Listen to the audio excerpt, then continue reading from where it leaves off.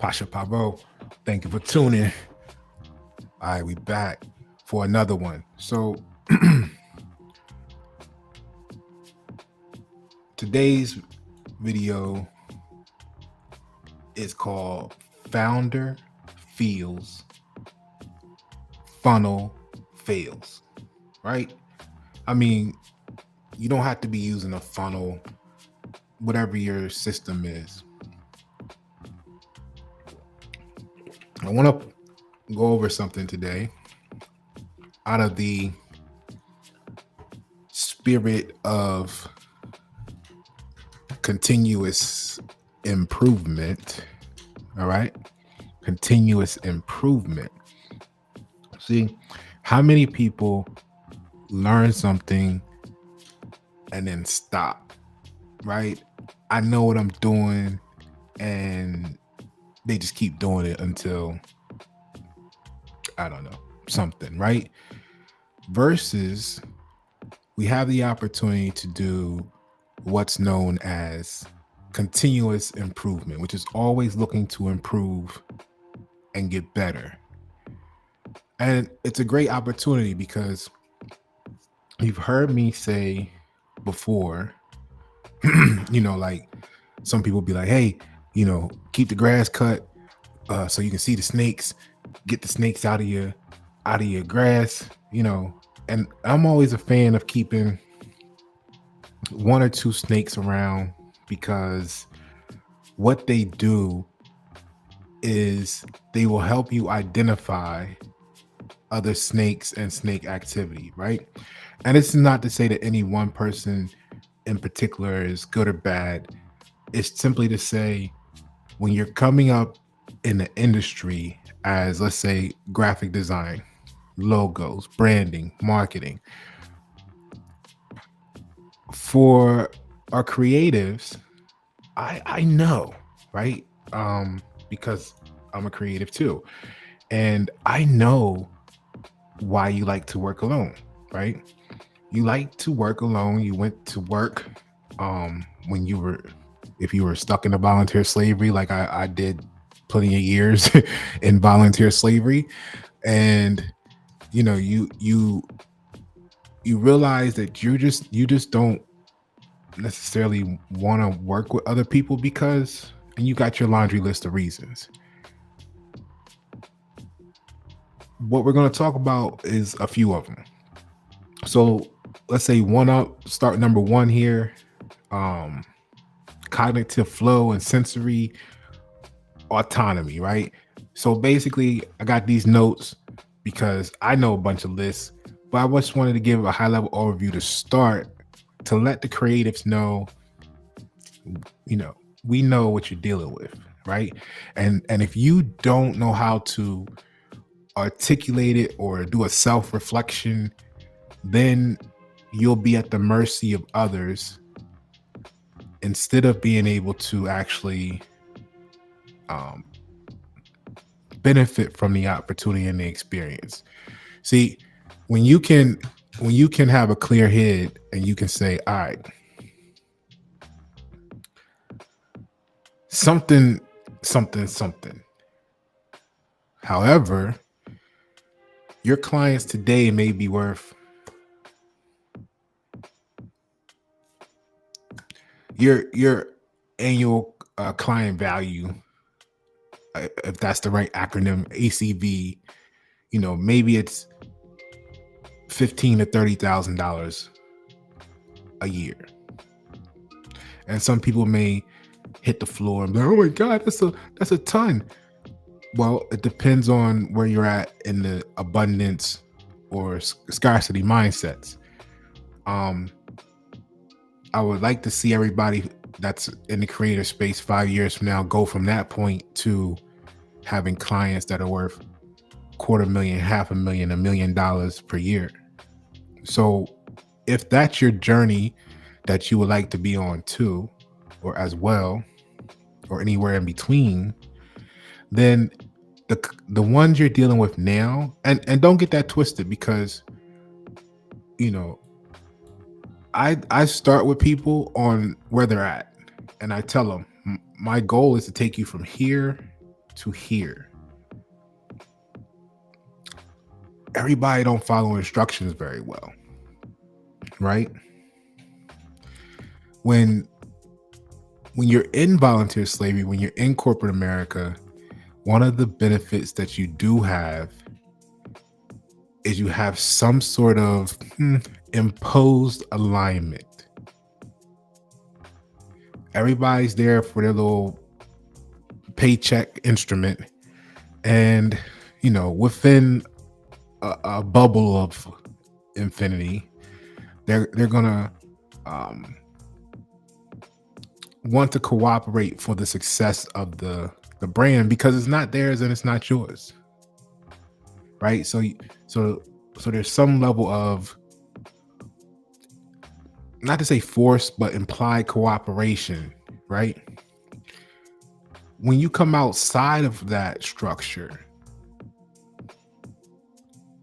it's an amazing experience, because you don't have that alignment, the natural alignment, even though you might be off. Like, unless you've gone to the volunteer slavery and you've had that one or two people that everywhere you go is somebody that can't stand you. Damn, how he get the Reebok hard toe shoes, man? I should have got them, man. Damn, I don't like that mom. You know what I mean? Now they gritting on you because you had Reebok hard toes, and they thought they were cool with the Adidas, right? Whatever. So it's always gonna be that fool. The thing is, outside of that, you had an alignment, you had a direction, you had a corporate goal. Everybody was working towards getting the company somewhere. When you step outside of that, people don't like, look at me now, right? And again, part of this is you have to know yourself so that you can feel good or at peace with the truth, right? If I walk up to somebody on the street right now, look at me, t-shirt, Scully, I'm comfortable, right? To a degree. I mean, I much prefer this than a suit. I don't like suits, right? I'm hot, right? So if I come up to an average person and say, hey, I'm gonna tell you this, and you should trust me, because I used to be the vice chairman of the maintenance reliability chapter for 3M Global, on the phone with Singapore, on the phone with the Delaware plant, right? Most people would look at me and have their doubts, right? I send people my resume today even, and they probably still don't believe it, right? All I did was take my juridical name off and put my natural name, because for me, Pasha Paroh is my natural name. My government, which y'all would call a government, is what I refer to as a juridical, right? So I don't argue, nationality and all that stuff anymore, because when you're talking to certain levels of people, all they really want to know is the distinction between a juridical person and a natural person. A lot of this, that the ongoing trauma and the difficulty and the challenges, is not because people aren't right, and that's part of the problem. See, your adversaries, and I'm not saying they're enemies or ops, like you gotta go to their house and blow their heads off. What I'm saying is, the people challenging you in argument, and maybe the ones that are behind your backs in circles rallying, the community against you, right? They can say something. Maybe they're right. Maybe they're wrong. Maybe they're lying, but it feels right because you never checked it. But the point of the matter is, there's a whole infinity beyond right that's still true. So a lot of people's biggest mistake, and get this book, I recommend this book, If you don't want no friends, if you want, if you want to, if you want an early divorce, right? If you're with the wrong people, then get this book, because what it does is it allows you to see arguments better. So, like I was saying, a lot of people aren't there. They are right, but they're just not always true, and that's the problem. They feel right about what they're saying, but then there's like, let's say there's 70% of the time where what they're talking about is now false. So it's not that they're lying; it's just that they didn't think beyond the variables that they know. So their argument was based around them being right because they had a limited knowledge. They could only see this far. They had blinders on. But when you take the blinders off, it's a whole bunch of other shit where they're wrong, but they still feel right because they're right when this happens. So don't, you know, don't allow your lack of argument training to affect you emotionally. Use the opportunities to learn. Like I said, if you're dealing with clients right now that are 10, 15, $30,000 to you, learn, because it's easier to learn now and know and implement changes to your processes, develop stronger, galvanize your strategies, so that by the time you get to working with 100,000, 500,000, a million, which I haven't been on that level in this hat, right? But in corporate America, I work with numbers like that all the time. You know what I mean? Like the first year I was running the maintenance department, I made changes. Like I saw a bottleneck with the supervisors being involved. This is where the green belt adds value. And then we'll get into this. So, and I was like, you know what, y'all slowing down the process. This is delaying stuff. Machines are now having to be pushed over to next week because y'all couldn't make a decision on your teams. And when, you know what, I eliminated the supervisors from the process. Now, they may have felt some type of way about it because before I got if you want to call it a promotion, they used to be the supervisors. Me, I'm my own boss. That the same way I tell them, they all knew this. So who knows? They may have felt some type of way. Maybe they're dragging their feet to try and, make my task harder. Who knows? But I said, you know what? This is the problem. So I went to them and I said, look, if you can't comply this week with A, B, C, and D, I'm going to remove you from the process. You can't have us removed from the process. The next week they were gone. Like I'm a Virgo. We're efficient and we want to be true. Now, why I brought that up is because once I removed them from the process and dealt with the people who was giving them the schedule, right? They didn't realize that. I didn't tell them what the goal was because I don't like to share that prematurely, because observation is one of the best ways to learn. See, a lot of people like to know shit and then immediately tell you they know it or they found out or they saw it, right?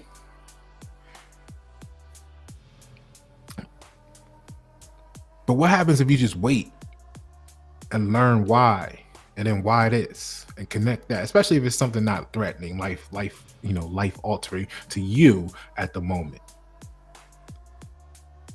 Because if you're going to deploy, demons or angels or whatever you got in your armory to go resolve issues, make sure you're making the right choice and that you're not acting out of emotion.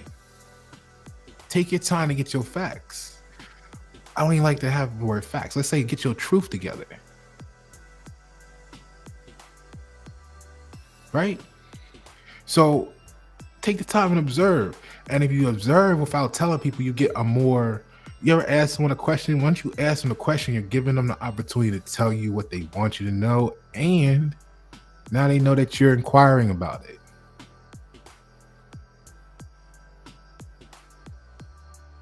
Okay?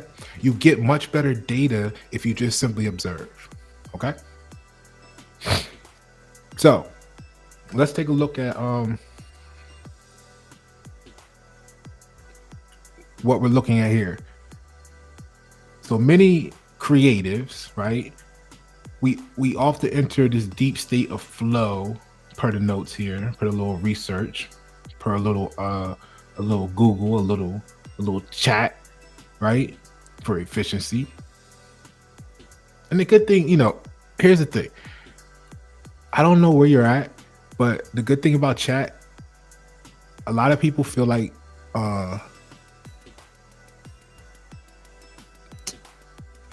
if you use it right, it allows you to deliver higher quality to your clients and yourself at a better ROI. Because otherwise, this is how I can compete with agencies. Like an agency may, I don't know, have 10, 50 people on their staff or in their network, simply so they can pick up the phone and ask some questions, right? Become more efficient with your tools now. So what we like to do as creatives is we often enter this deep state of flow, as it's described here, where external inputs feel disruptive. You know what I'm saying? Like if you're an artist, a songwriter, a creator, any type of creative, it's why a lot of us either get divorced, either have separations, overall general relationship issues, or we're just single like me. Like, because very few of the opposite side understand and appreciate what it takes to do what you're doing the way that you do it, right?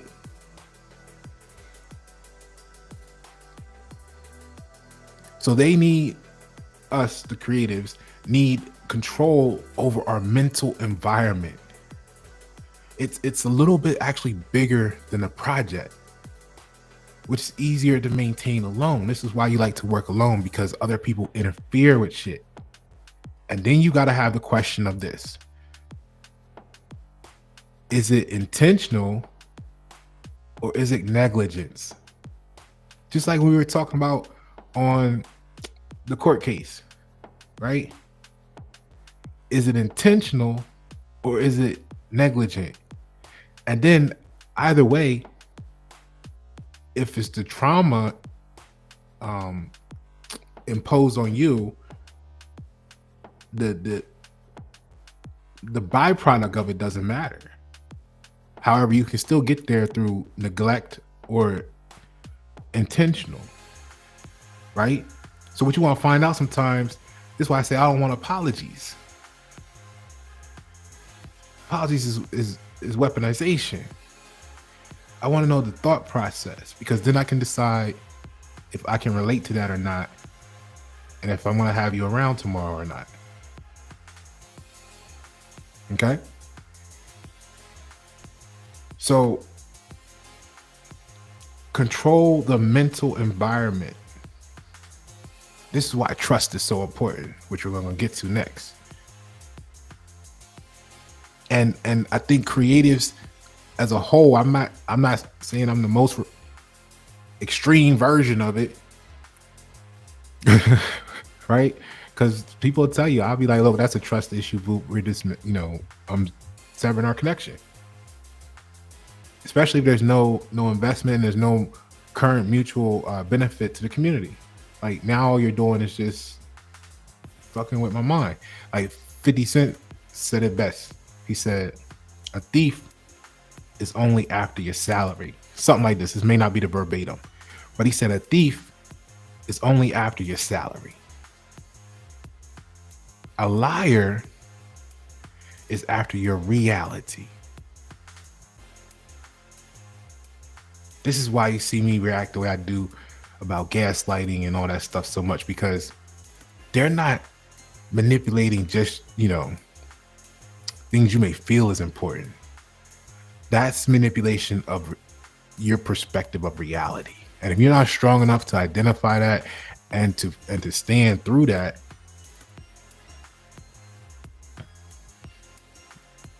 you fill in the blank. Okay?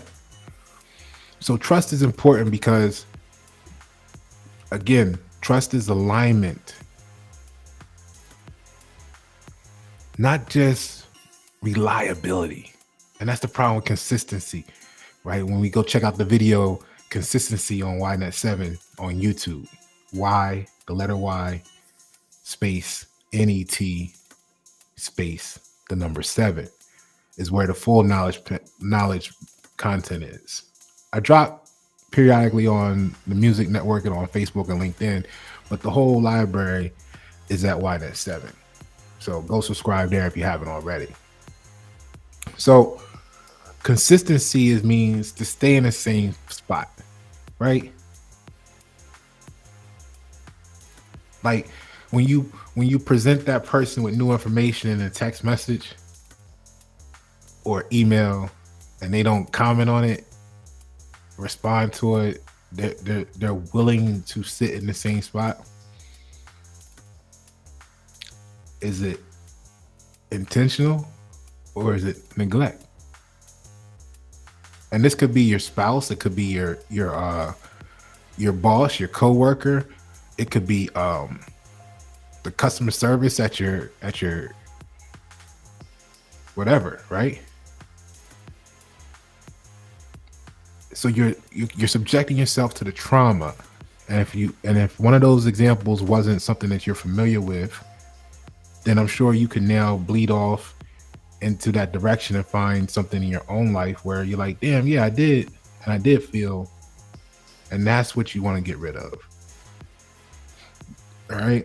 So people that want to be consistent and have you in that space, you got to question your relationships, right? This is why people leave jobs. This is why people leave corporate America. This is why some people never had a job. Applause to them. Okay? But now you got to deal with clients or customers or whatever, and then you could get the same thing different ways. So it's not that others are untrustworthy. It's that most people don't share the same aesthetic, intuitive, or visionary frequency. So they don't realize they're contrasting with you. Now, if you work really hard in life to be true in alignment to purpose, and you have this constant, right? What are you going to do about it? So when visionaries say, I can only trust myself, it often means no one else sees what I see. And if they do, they dilute it, trying to make it relatable. The Campbell soup version that you hear me use often is the human brain will justify what it wants to believe. This is why I can't work with the guy who wants the $250 website. Because they started off saying, I think this should cost less. So they're going to be a nightmare in the whole process because they're going to keep trying to justify why it should cost less. And you know what? I'm not here to, you're not here to experience that headache, because once you get into your deep state flow, all of that external input and feelings is going to be disruptive. See, and this is why the title is Founder Feels, Funnel Fails. And you could take that as your sales funnel if that's what you do. you could take it as just a process of onboarding clients you believe you can work with. Because once they get in and get in their emotional bag, just like a relationship with your, I don't even know how to say, because I don't do titles. So y'all have significant others, whatever y'all call them, just like those relationships, whether you live together or not, it starts off great. And then sometime in the future, it fails. Why? Because these feelings that weren't there in the beginning crept in and corrupted and basically fucked up the situation. Right? And that's why so many of us don't, we operate in taming feelings, right? And we steer feelings like cattle, but we don't really, you know what I'm saying? We're not emotionally driven. We're destination oriented. Okay? So no one else sees what I see. And it's not saying if you both look at the picture on the wall that you're not both looking at the Mona Lisa, right? It's to say that there's an infinity. Most people think infinity, right? You think of negative infinity to positive infinity. But infinity also exists between the numbers 1 and 2. Between the number 1 and the number 2, there's infinity right there. You got 1.056, you got 1.000129473,412, right? There's infinity between 1 and 2. So what happens is,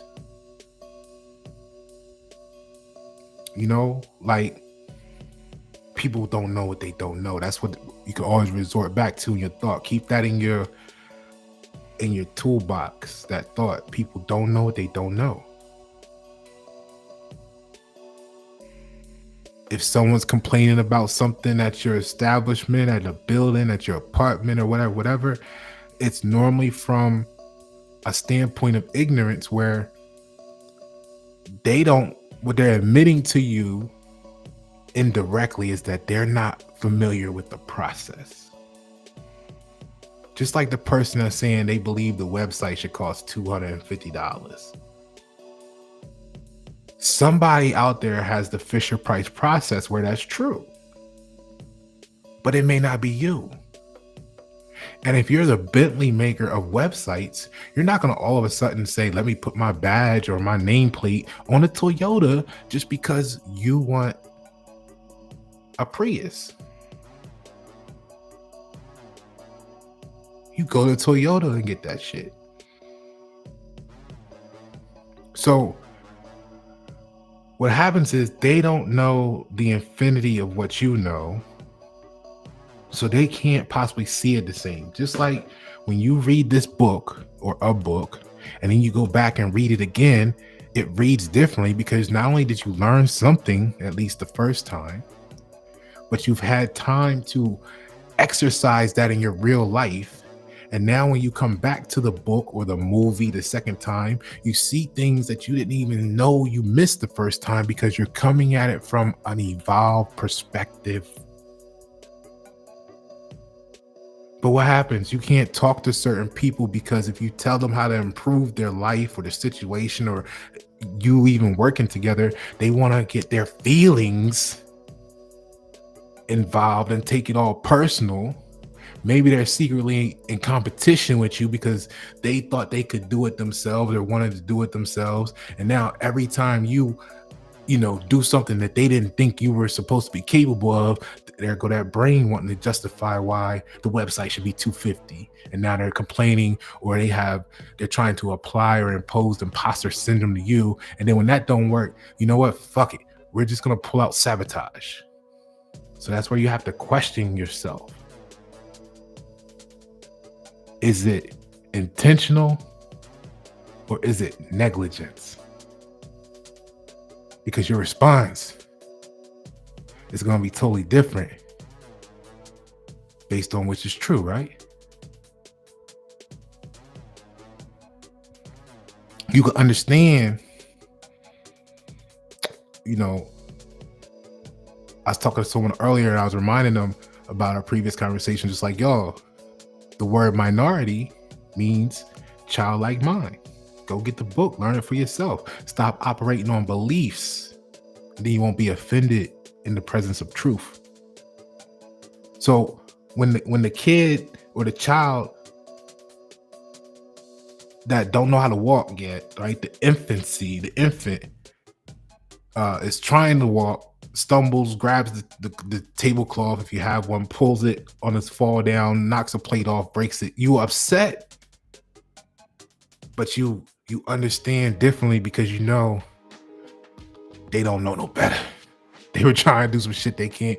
They weren't ready for it. And shit got fucked up. And then if you take ownership of that, you're like, you know what? I should have knew better. I shouldn't have had the plate on the tablecloth with them around at that time. I normally put it up, and I whatever. So you take ownership because you are the the evolved consciousness.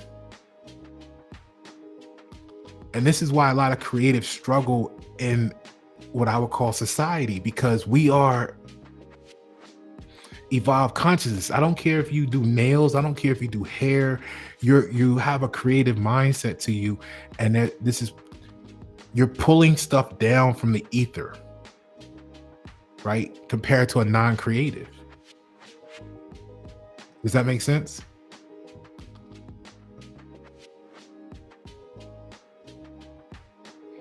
All right.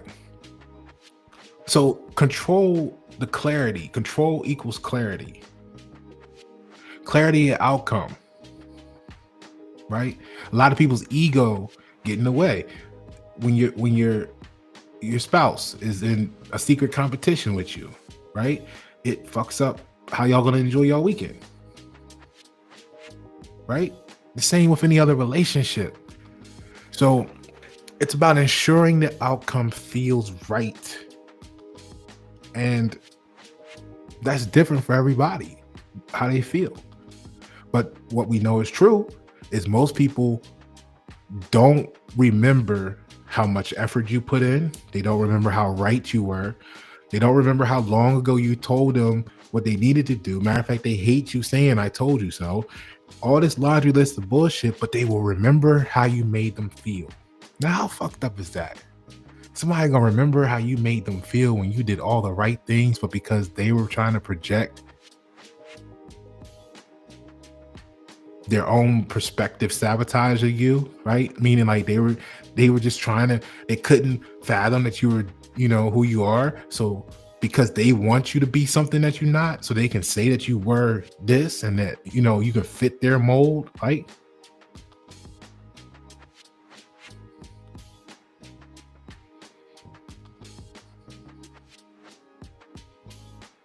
How, it's about ensuring the outcome feels right. So we did the video on Life's Not Fair, but that's what we're dealing with. Because it feels better to them to be wrong.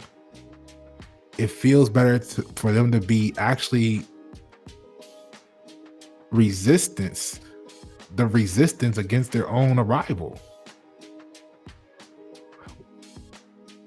Accidentally, because what they're really trying to do is satisfy this emotional thing that they got with you or some other shit, and they don't realize that it's bleeding into fucking up a lot of other different things around the situation. This is why creatives like to be alone.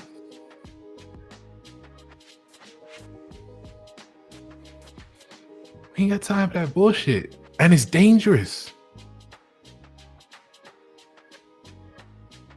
So for neuroaesthetic thinkers, misaligned fonts, sounds, colors, phrasing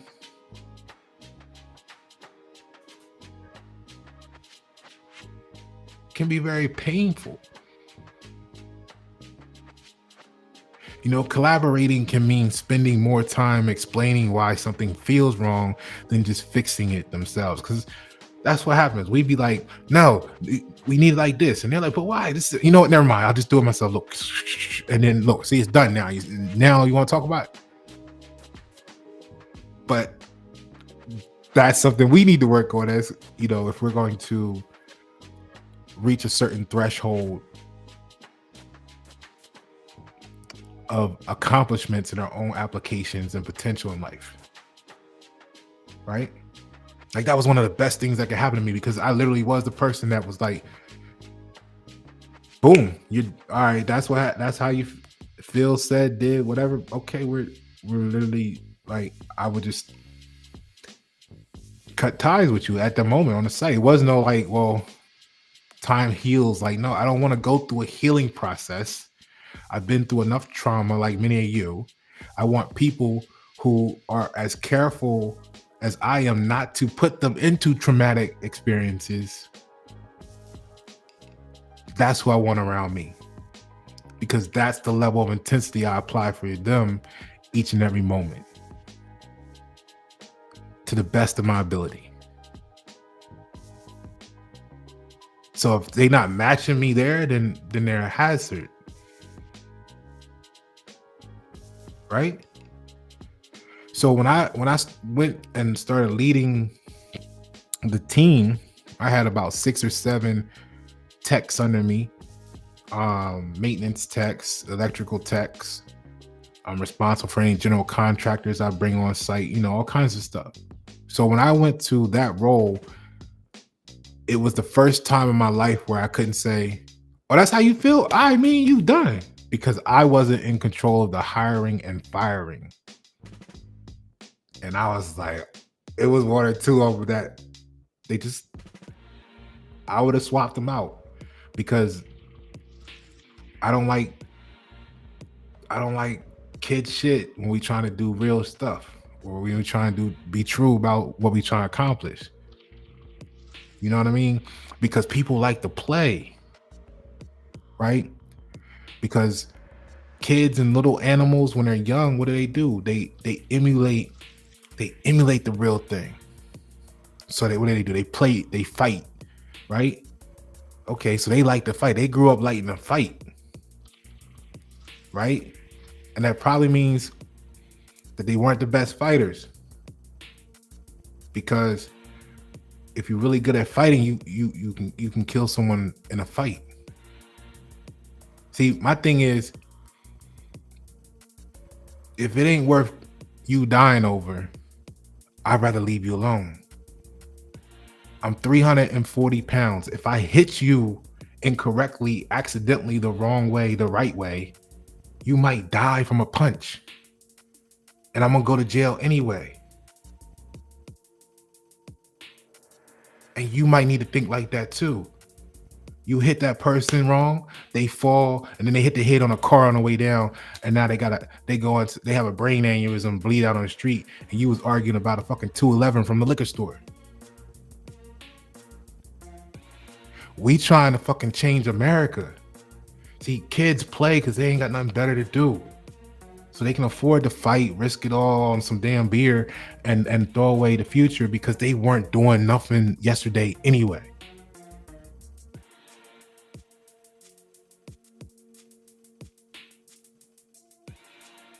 And I've been shooting my whole life.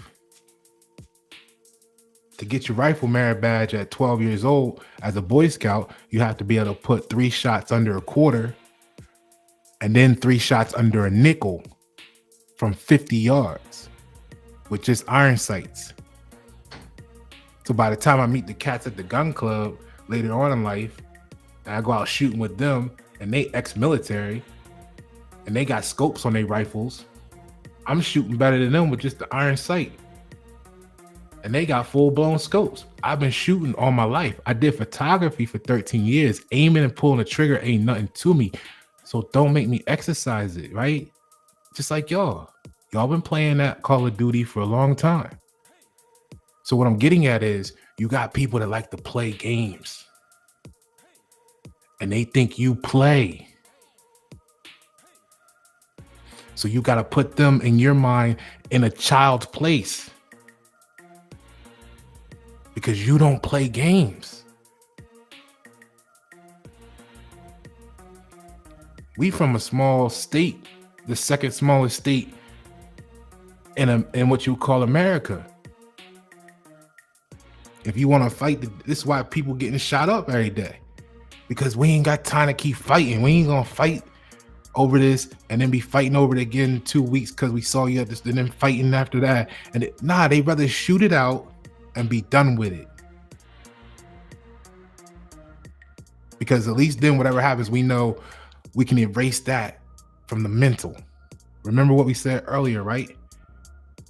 The need to control over the mental environment. Ain't nobody trying to walk around the corner scared about, or in fear of what might be around the corner. You need to eliminate those issues. So when you got people that like to play, be careful. You know what I'm saying? Be careful. So you want to control the clarity. And we already talked about toxic workplaces and withholding information being one of the key contributors to the post-traumatic stress disorder symptoms that you get from toxic workplace. And it's no different from the person you go to bed with or your neighbor or whatever. So when you at work or you on your own your own business and you sending out these emails or these texts and you're trying to communicate with clients, know that if they not responding at a pace you feel comfortable with, they may causing you trauma. And if you didn't know any better, that's one thing, but now you know. So what you gonna do?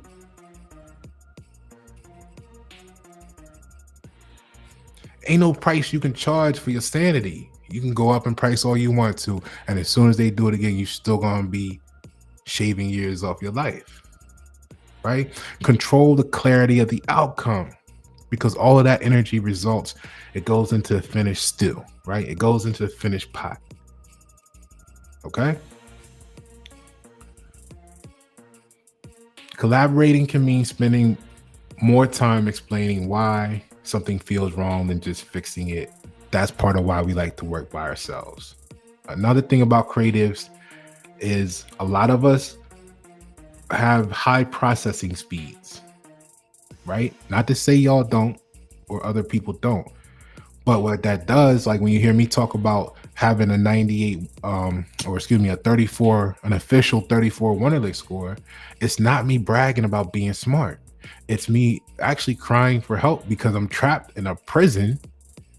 So just like you, most of you, surrounded by 98% of the people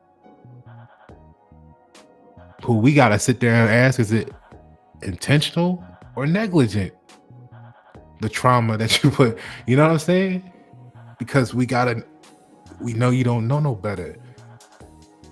And then if I try to expose you to the healing, I become the problem. Like you ever go and your family member is in a relationship and they tell you all this shit that the other person doing, and then they be like, but don't do nothing. No, don't do nothing. Don't say nothing to him. Don't say nothing to him. And you're like, hold up, bro. They taking it kind of far. And then you wind up saying later on, they do something else, and now you check them on it.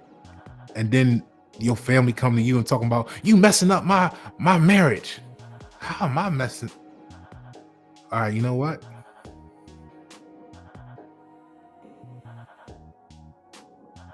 You must like it like that.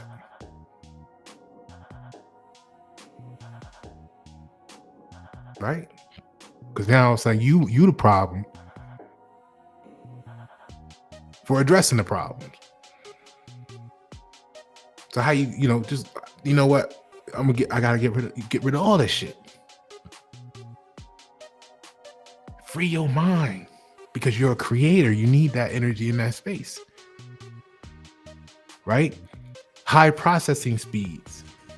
So anything that's junk slows down that process, which affects how you feel about yourself in the moment. Because it's like Usain Bolt in his prime running through Amazon rainforest mud. He's not gonna really feel like he performed his best that day.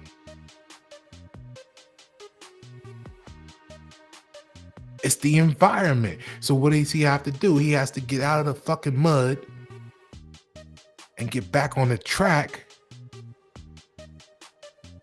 to be optimal. or at least close as possible to the optimal conditions. All right. So often, we process complexity faster. It's mainly, I would say, because of our connection with the Most High, or God, or the universe, whatever you want to say. Like I said, we're connected. Like when they say, oh, Tesla was tapping in, getting visions, and then he would create right? How you explain that to someone? You all right? You get what I'm saying? So keep that speed up by eliminating the clutter. And that's part of how we wind up liking to work alone. We rather just be responsible for 10 times, what's it called? A job description. That's how you think look. I speak to you from experience. When I said I was the vice chairman of maintenance and reliability chapter for 3M Global, and I was running the maintenance department, those are engineering positions.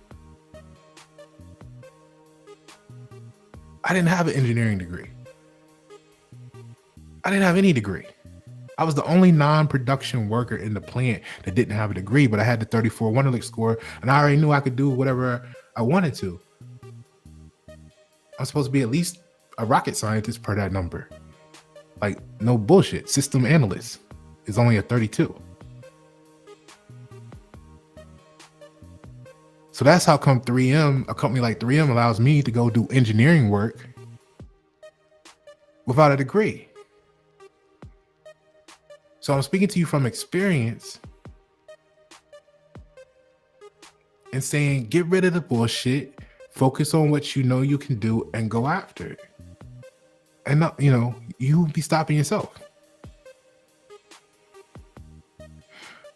Most feedback, if we look at number 5 here, and then we'll get into the meat and potatoes, I guess. Most feedback is safe. Remember, they scared of the truth themselves. They gonna be afraid to give it to you. You know what I mean? A good percentage of the people that follow me on LinkedIn and Facebook are artists, vocalists, lyricists, songwriters, singers, right? I remember years ago, and tell me how many of y'all can relate to this. You made your song, you got it copyrighted, you done made it safe to share, and you go and you send it to your people. You say, hey, what you think? And they give you their feedback, right? Let's say they gave you feedback that was not like, oh, this is gonna go platinum, right? And they had criticism.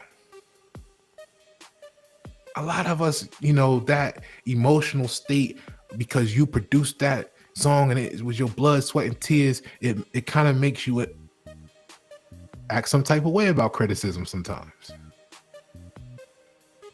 Then you gradually get to the point where you're at peace with it and you try to listen to what they're saying. But here's the $1 million Gilly the Kid game for you. I did the video, go check it out, from the Peanut Society, right? Article. When I took craft studies, when I had Bell's palsy, didn't know if I would ever be able to talk again for a year. You know what I mean? Like, shit happens, bro. It prepares you for a lot of shit you didn't know, right? So I walk around with half my face not working, not knowing if I was going to be able to ever speak again, let alone hit a note, right? And I said, well, since I can't do nothing else, let me study a craft. Like, I never officially done that.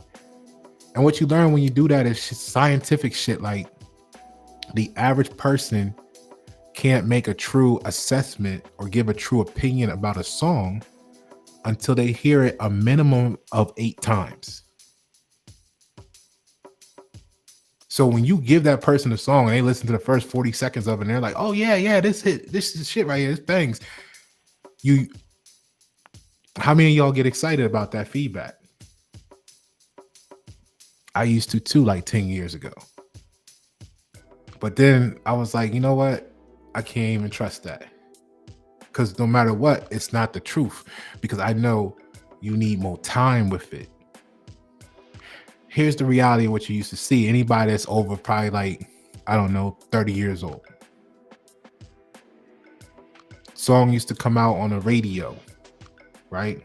Because that's all we had. Radio, MTV, BET, a couple other channels, right?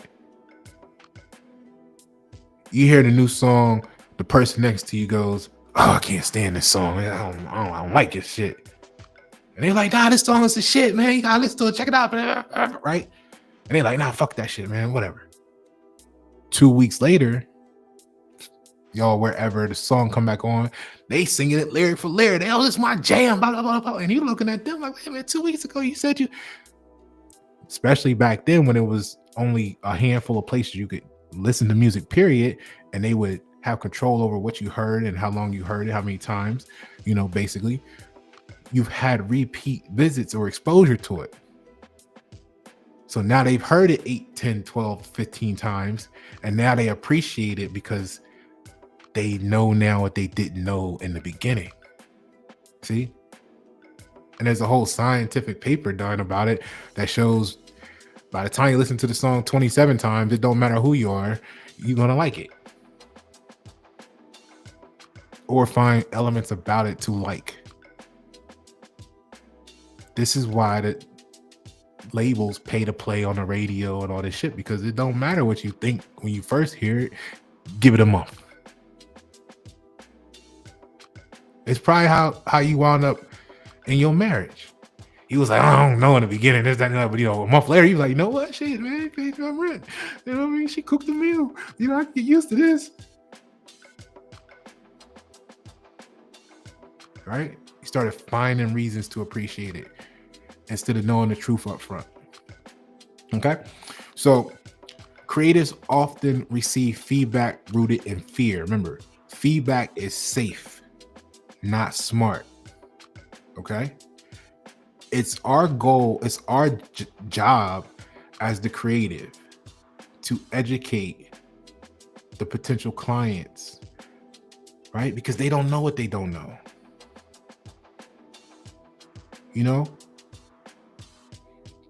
Give them a chance to learn before you just disband them. All right? And if they refuse to learn, or you find yourself repeating yourselves over and over, then you got a question. Is it intentional or is it negligence? All right? Go back and watch the video on probably one of the most important lessons I learned in Boy Scouts was the drowning victim scenario. Okay? Look, they taught us, here, let me get on the big side. They taught us cool things. Like one of the coolest things I learned was how to jump in the water, no matter how deep it was, and not go under the water. Right? Keep your head above the water, because that way you can keep your eyes on the victim. Because if you both go under at the same time, now you're losing seconds trying to find them while they drowning. Could be the difference between life or death. That was the coolest shit, especially when you heavy. They like, you gonna jump in the water and not go under. I'm gonna what? I mean, I'm not saying I can swim. I know how to float, but I'm used to jumping in and going rubbing it out your eye. And you're like, okay, we good to go. Nah, man, you ain't gotta go through all that, man. Jump in, don't go under, get swimming. But what they taught us was you swim out to the victim. It might be a mile out there. Yeah, we had to swim a mile and shit in that motherfucker. That was laps around the pool, like 27 laps. And then you stop. Stop.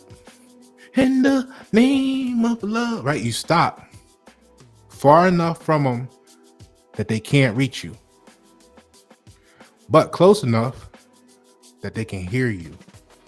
And you begin to give instructions. And the long story short, with the reason is because in their panic, if they don't calm themselves and follow your instructions, they put you at risk or in danger of drowning you and or both of you. In the panic.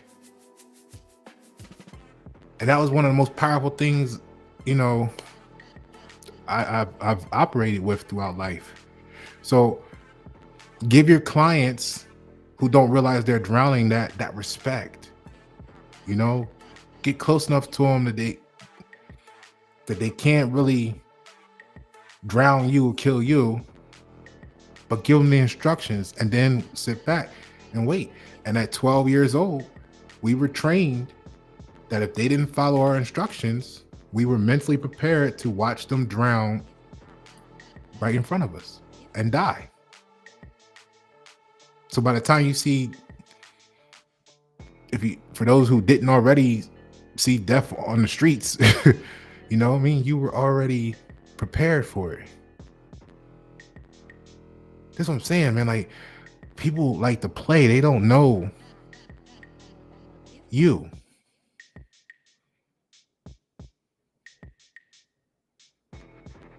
Okay? I ain't like fighting, man. I remember first I moved out, I remember when I first moved out of Wilmington into Newcastle. I was at the Boys Club arguing about who had next on Nintendo. And the kid, he was actually bigger than me. So I was, I'm a big kid. So he was bigger than me, hopped up, talking about big bad shit about he got next. I'm like, I got next. I don't know, man. Next thing I know, I ain't even punch him. I just grabbed him by his throat with both hands, and we fell off the pool table onto the ground. And I was just ready to pierce both of my thumbs through his throat. And I had already saw myself do it, and the blood running on the floor. Like, I was ready to go, and then they come pull me off. Like, I was ready to have a murder charge over Nintendo at 8, 9, 10 years old.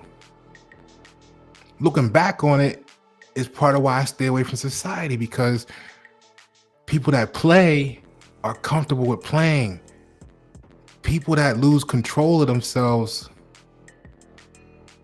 I don't want that for you. Right? I have to take ownership of it, because we can't expect y'all to comprehend your own actions, because y'all, when you're in a child's mind, you feel like you're playing.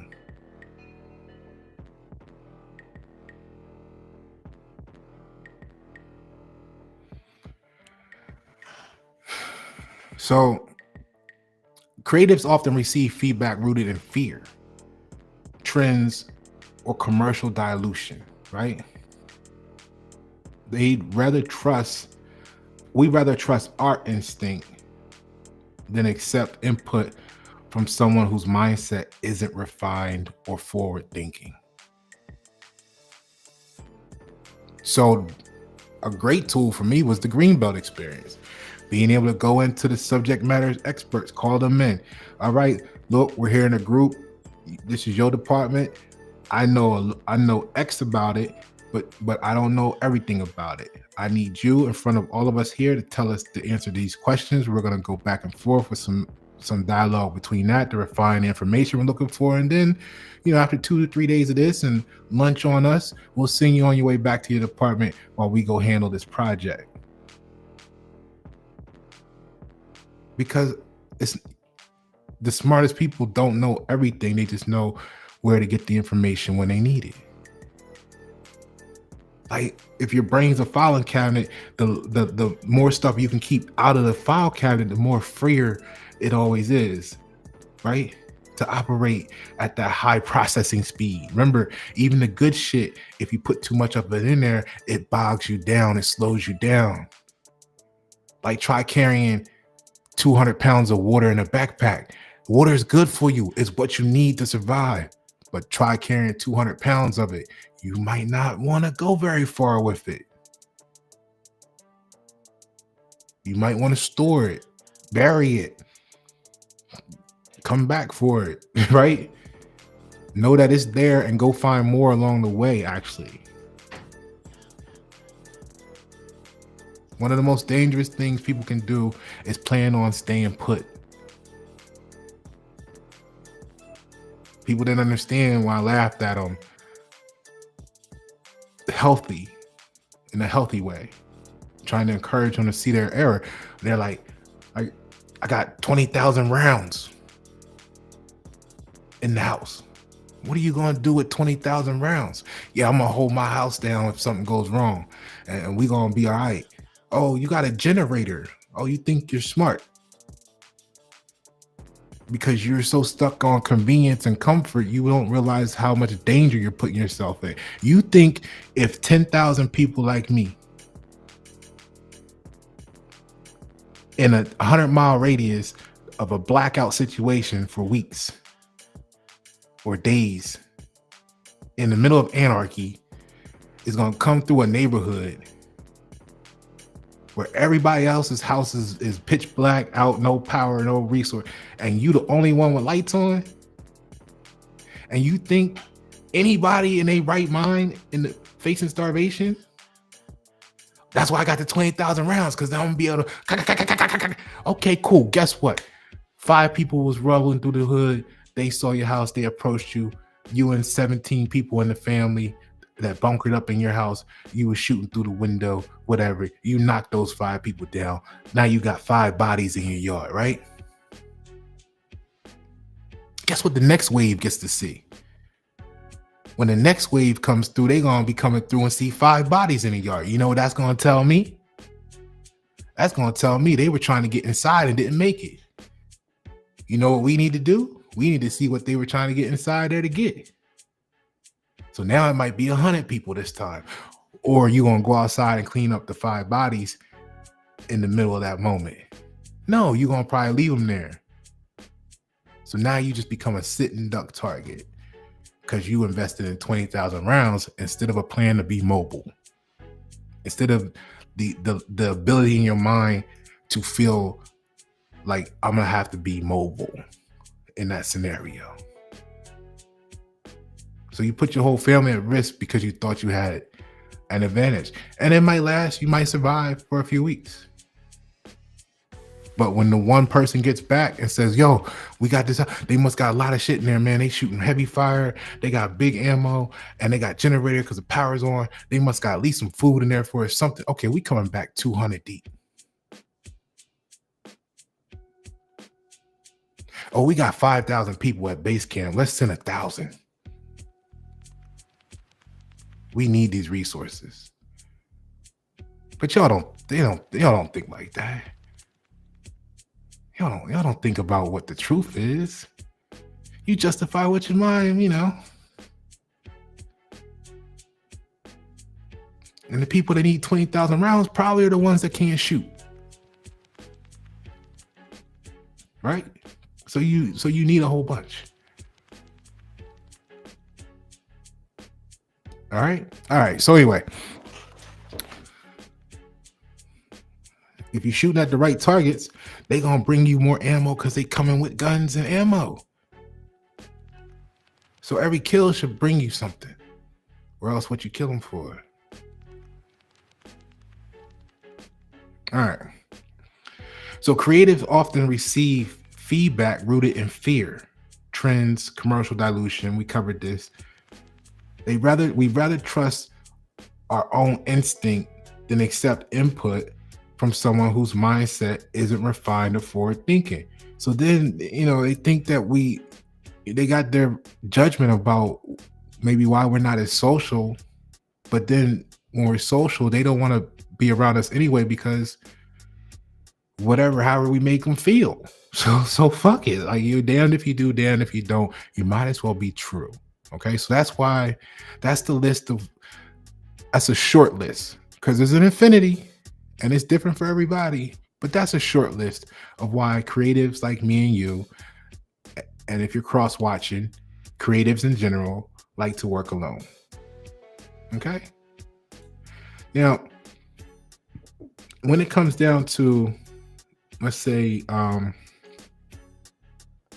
social marketing, right?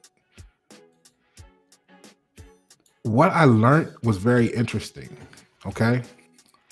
Because again, remember, you're preparing to go up in the league, right?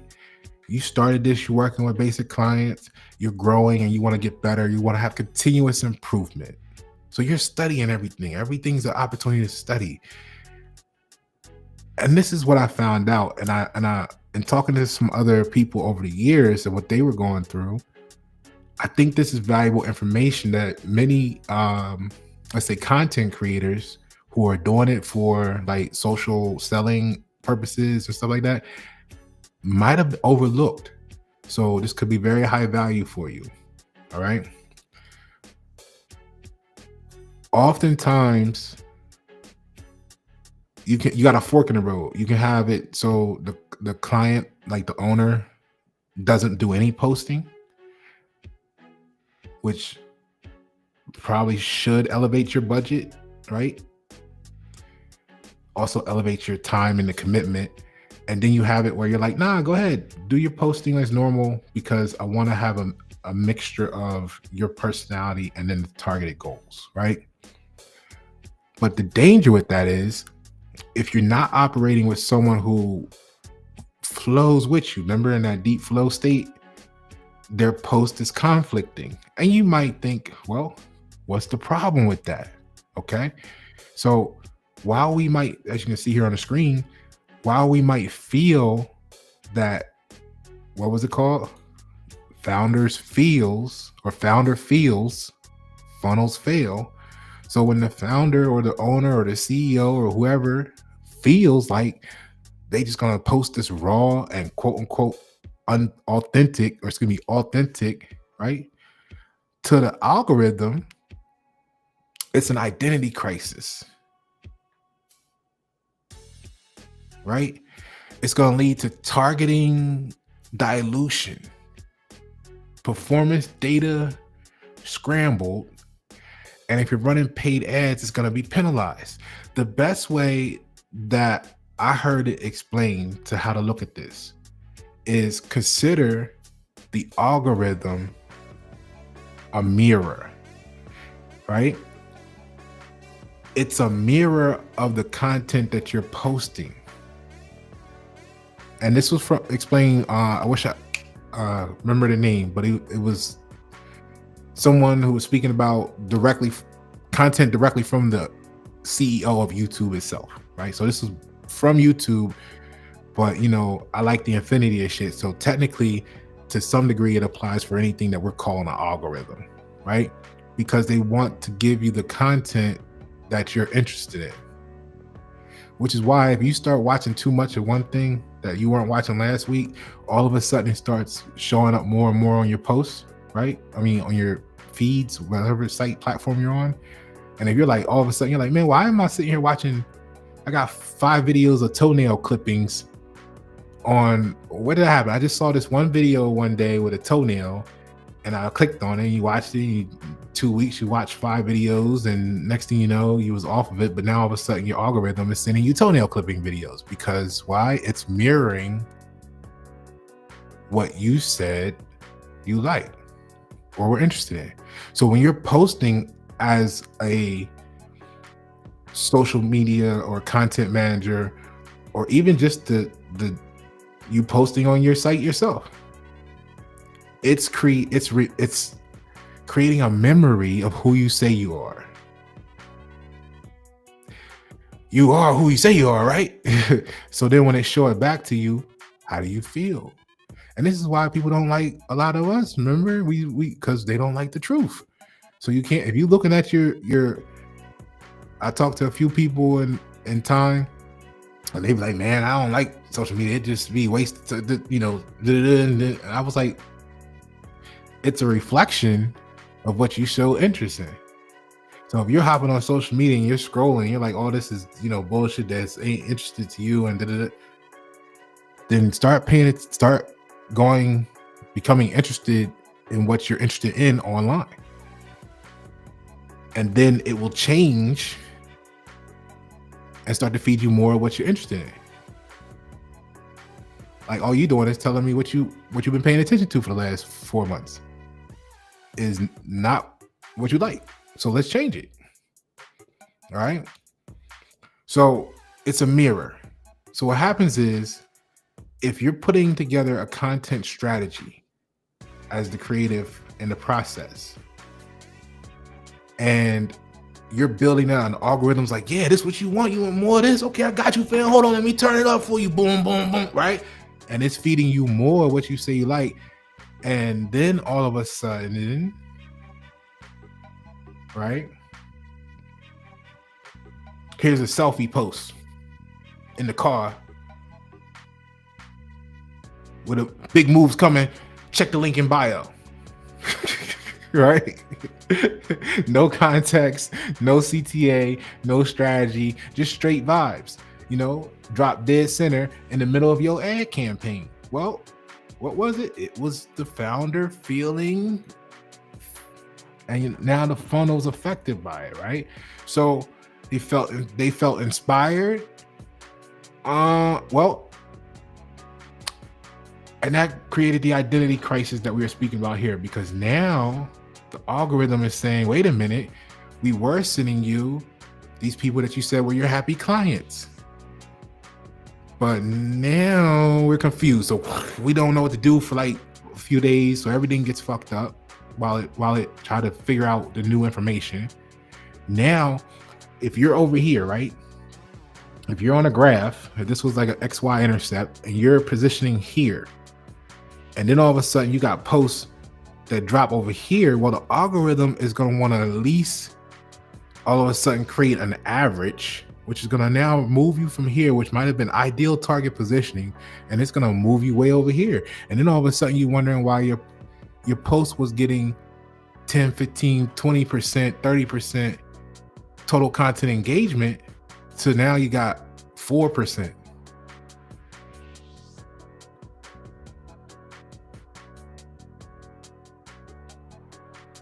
Now, if you don't know no better as the content creator, you're questioning yourself. Right? Like, hold on, what the fuck? Wait. Nah, man, I ain't never have a 4%er. Right? So if you're confident in yourself, then you start to look for, well, what's affecting this externally in the environment? And I saved you some time by going down this rabbit hole, because that's why I like to observe. Because I was like, hey, I can tell my clients, look, if you when you post, you like that, you be messing up shit. What do you mean? Like, look, when you do that, it messes up everything. Have you noticed that? Pay attention to it. And then you might find yourself saying it a couple times, and you're like, you know what? That's a drowning victim. Why we keep saying this? Is it intentional or is it negligent? Because you got to remember, this video is designed to help the creators thrive, right? When you're in a great situation with the right people, good. When you don't know, this is what you need to question, because ultimately what's at risk is you, right? So to most people, it's just a post, right? Oh, I just did just one post, right? But in reality, it's a whole like fallout created. It's to the strategists like us. It's the butterfly effect, and that's what kills the ROI. Okay, so to most, it's just a post. Hey, to most, it's just a post. All right. So to a strategist, it's the butterfly effect that tanks ROI. The fallout is going to be CPC spike. So cost per click is going to go up, because remember, it was in the right position. Then this shit came over here in left field. So it's going to at least move you to center field, people. And now you're getting a diluted concentration of the people you wanted, because you've been shifted way over here to this other population, right?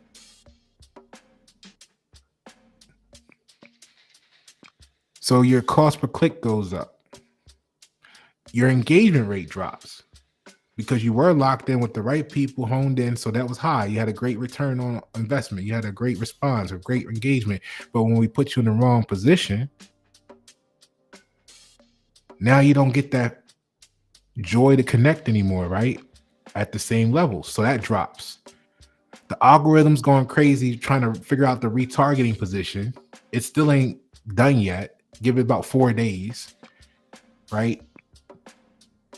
Then the algorithm has reclassified the brand as a pop-up hustle, right? So it's all kinds of shit coming in now, and your conversions flatline.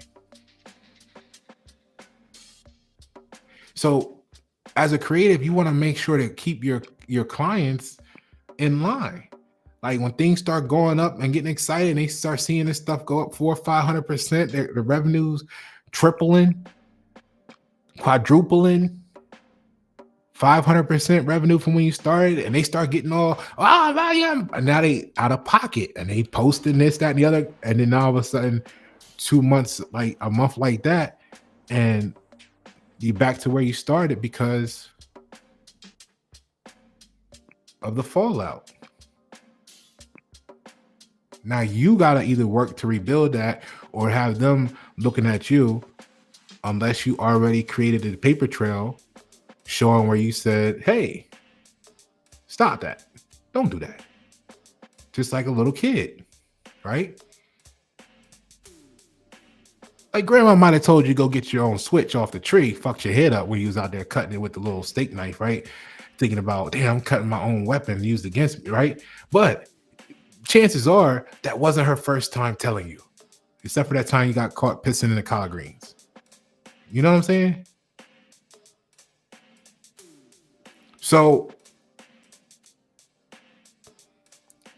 take control, because you need to own the success of the project. And if that involves telling the business owner or your client to stop, educate them on why they need to stop, and then observe and consider, is it negligence or intentional? Okay. Don't panic. Just offer the guidance and then learn from the moment, because that's going to make you better. Even when you get the great clients that you don't got to even that say nothing like that too. It's just going to make you better. Take the time, put the work in, and study it now. Sometimes, you may know it's not the ideal situation. You may have been like, you know what? No, let's do it like this because that's going to be safe. When it's not, when it's low risk, sometimes just go through the exercise with them. I mean, not with them, but just make it an exercise. You know what?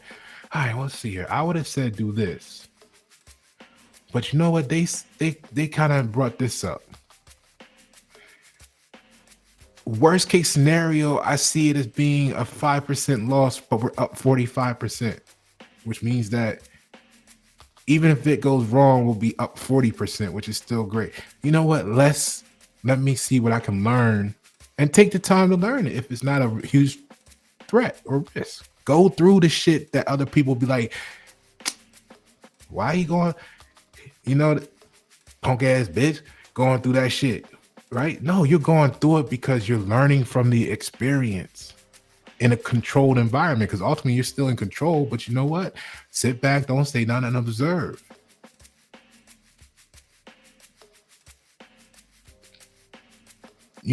Just like if you're trying to figure out who's the leader of the ops, sit back and let the network move and work around you, and they're going to tell on themselves. A large percent of the time, you'll sit there and you'll know everybody involved. Use rumors, right? Put the rumor out there. Encourage someone to spread the rumor. And then watch.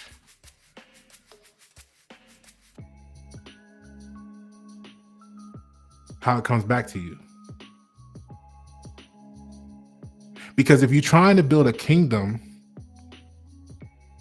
you can't build a kingdom with those people who are still interested in getting attention from the village.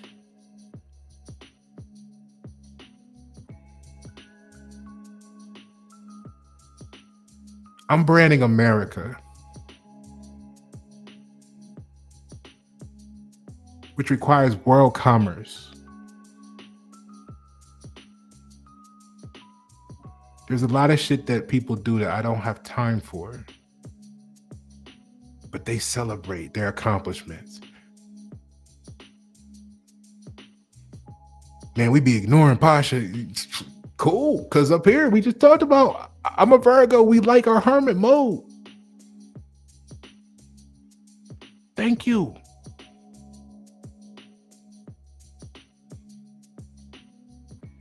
Right? I gave you the opportunity to come do this with me. You didn't want to do it. You wanted to go over there and do that shit. I don't see that you're a bad person. We just go in two different directions. I don't even talk about you behind your back.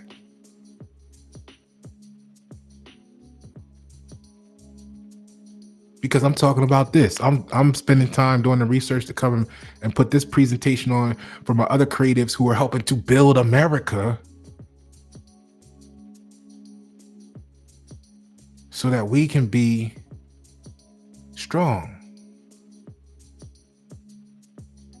on the world stage. Not can I get 10 people to like me and laugh with me at the park in the neighborhood when I'm drinking a Miller Lite because I said this about Pasha. Right? If that's the attention you after, those 10 people in the village, you're not going to be able to walk away from that to go build something great. You're not going to be able to detach. So we can't build a kingdom with people who focus on attention from the village.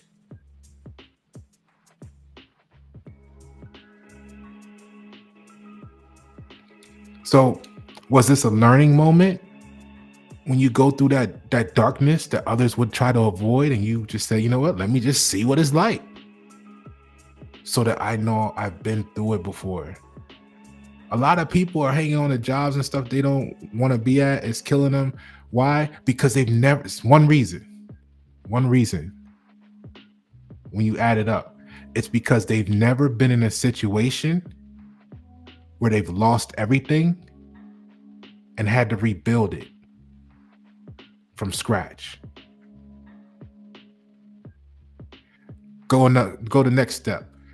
Lose everything and have to rebuild it from scratch with nobody to turn to.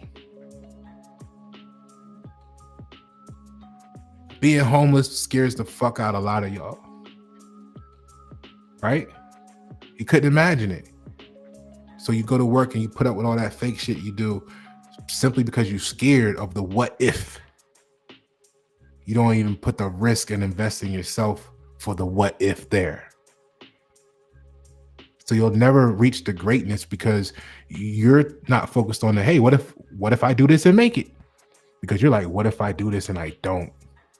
What if I tell my client to shut the fuck up and stop and they get rid of me? Oh my God.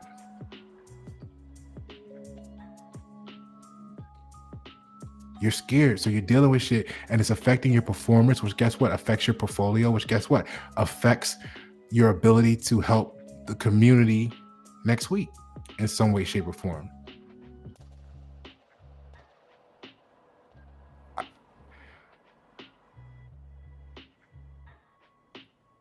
Attitude is position. Somebody's going to be like, I don't like Pasha's attitude.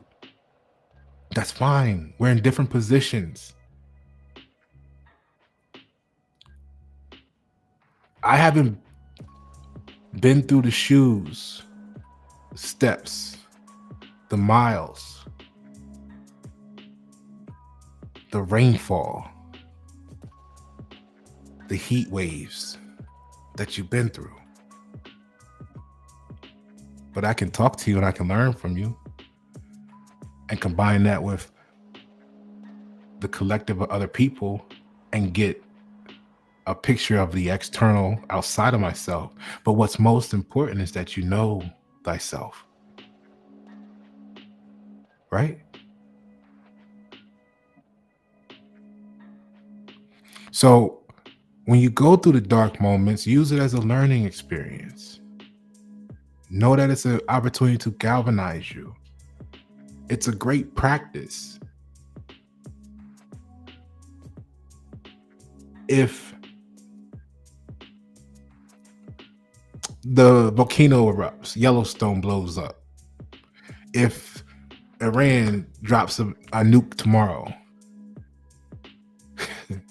you're not going to the gym, right? Your workout routine ain't gonna help you for the next 6 to 8 months because you're not gonna have time to maintain it in the middle of chaos. Your pre-workout mixed drink ain't gonna be on sale. And you're gonna be fighting for survival in your life, most likely. So, can you operate at your weakest?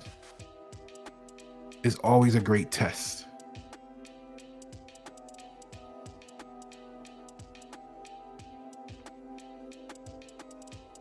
So, if you've never lost everything and had to start over from scratch, I encourage you to do it one time. Test yourself. Otherwise, you're going to be a dependent for the rest of your life until you gain that confidence. All right. So, was this a learning moment?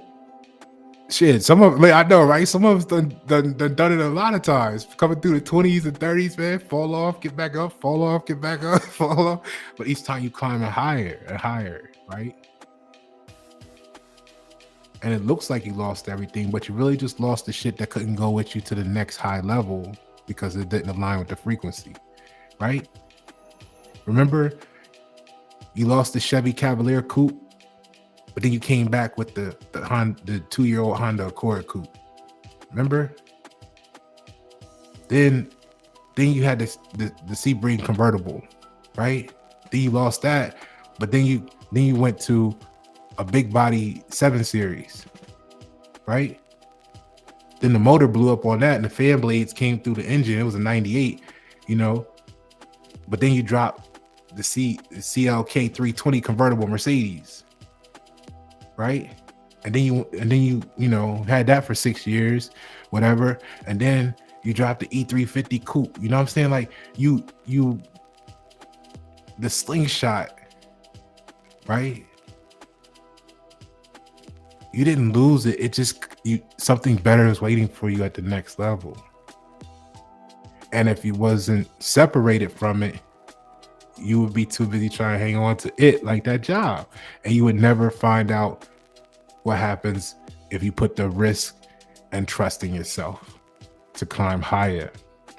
Okay? So don't be afraid to educate your clients on the situation, because it's just going to make your life and your job easier in the future. And it should spell relief for the community, because they should perform better, unless they're trying to sabotage you, and it's intentional. When they make the changes and the brand turns around and rebounds and starts to go back up, right? Depending on how long you waited to say something to them.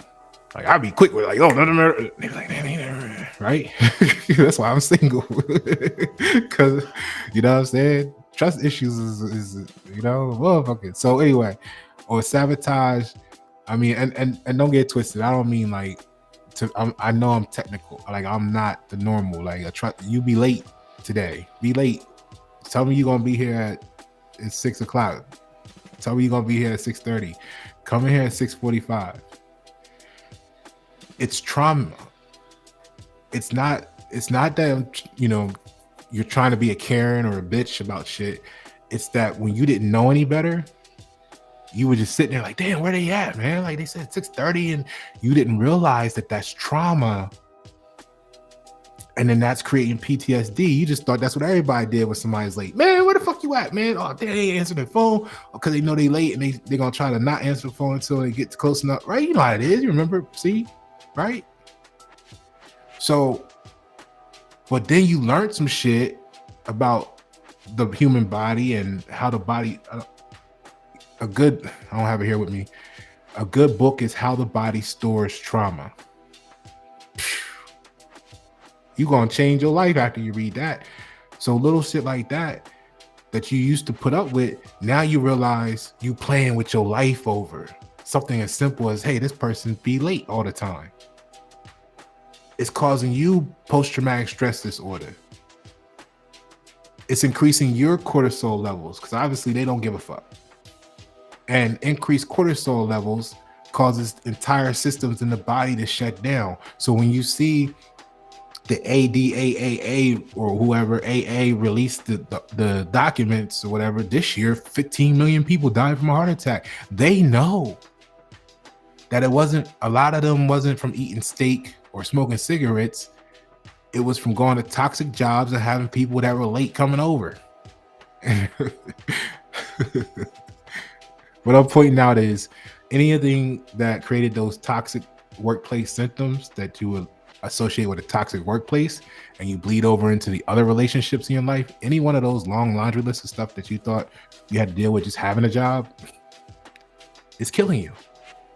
So now the next time the person comes at 6:50 and you're like, look, man, look, you told me 6:30. I didn't know if he was dead. You know, that shit that we remember, dudes, when your chick hit you with that the first time when you were younger, that first chick that hit you with that, like, you ain't answer your phone and I ain't know if you was dead or nothing. Oh my God. And you're sitting there like, I'm gonna be all right. What you worried about? But the science, despite how she went about explaining it to you, justifies, unless she's weaponizing it, the natural response is that. Then what do? You try to be cool and, you know, so you can be accepted and be like, nah, man, that shit ain't bother me. You know what I mean? I'm good, man. I don't give a fuck where she at. Right? And as soon as you ever see somebody like, nah, man, I'm good, man. I don't give a fuck where she. They get around the corner and be like, yo, where you at? All right, I was just calling to check on you. All right, peace. Yeah, man, fuck that bitch. You know what I'm saying? Right? You're like, what the fuck is that bullshit? Coming up with the bullshit, right? So just be true, man. You was concerned. You know what I'm saying? It was stressing you the fuck out. But that's part of why once you can be honest with that, just like with your client, and say, look, chick, when you gave the laundry list of clauses that you wanted me to sign the contract to agree to your title bullshit, that's why you don't do titles. It's different for everybody. But when you signed up for this title, you said you wanted, you know, a dude that could protect you. Well, how are you supposed to be protected if you don't know where they at? You don't need to know where I be going. I be watching people go through this shit. I just be looking like, damn, that's what you like. You know what I'm saying? And as soon as something happened to them, they're like, you weren't there to protect me, and it happened to me. Well, you was lying for 17 years. How am I supposed to believe you today?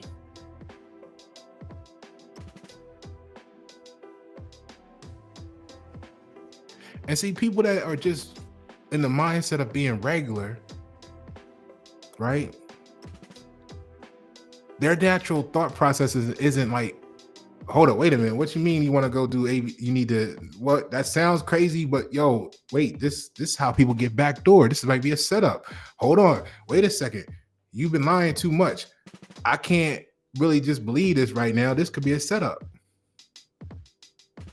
Like when you can control the environment, right? You malleable with this shit. Like, okay, I got control over this. We hear, you know, alarms on. Okay, I got the heat with me. All right, the bulletproof vest. All right, you know what? You know what? I can. All right, this is manageable. Let someone call you talking about they need you 8 hours away, and you don't really trust them like that to begin with. Holy. Now it's a different story. You be like, damn, I want to go help, but you know what? Shit.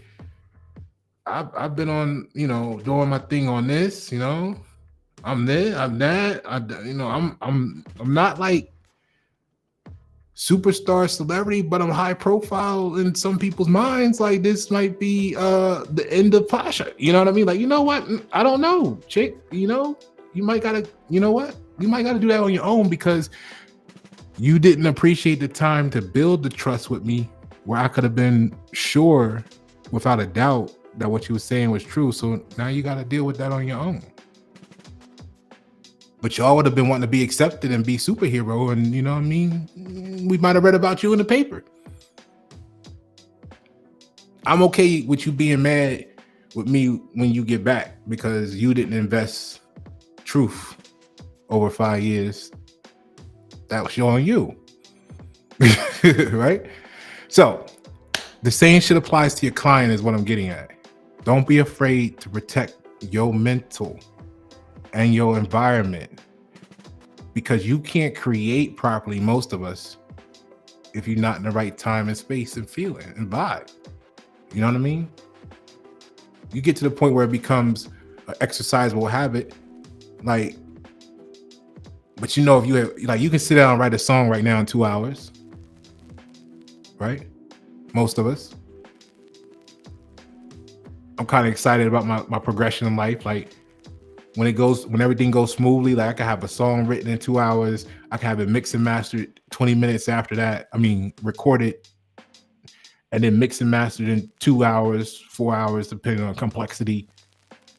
And the video be out 8 to 12 hours later, like from the time I sit down and do a song. Right? So I'm kind of proud of my progression. You know what I mean? 15 years ago, a good song might have took me 2 weeks. Right? Because you fucking with life and then he's getting distracted and you go do this and you got to go back and think, you know, but this is what happens when you keep putting the work in, right? So if your space is disrupted, your creative space is disrupted, it fucks up your process in some way, shape, or form, if you're willing to admit it. Okay, so let's move on. So was it a learning moment or was it sabotage disguised as self-expression? Was it resistance to feedback or passive protest? You know what I'm saying? You start to get some nice bonuses coming in, and let's say they were so worried about posting that maybe something that they could have been doing and better continuous improvement in their department, you know, maybe didn't happen. So now, you know, money's revenue it was high, but maybe it wasn't as high as it could have been, right? So that's a good thing that I like that you get to experience when you do go to have a corporate America or voluntary slavery job, is the structure and the relationship between cross-departmental functionality. Okay, if you're young, like 20s and stuff, get a job for a little bit. If that's your thing, like if you ain't built your brand and you're not like the mindset of saying, I don't want to ever work for nobody, get a job, but use it to learn, right? Okay, now I'm learning that I'm not in that department, but what that department does affects our success over here in this department. So how do we communicate that efficiently and work together to change the outcomes for both of our departments, right? It'll help you with that. A couple years of practice with that, and you know, people are gonna either like you or they're gonna hate you because you're gonna stand on that business, right? And if they ghost you and disappear, is it intentional or was it negligence? Because anybody that want to succeed is gonna be, oh shit, word. What do we do? People that don't have no question, it's because they have an agenda most of the time, right? So just watch that. So sometimes sabotage doesn't come from the enemies, right?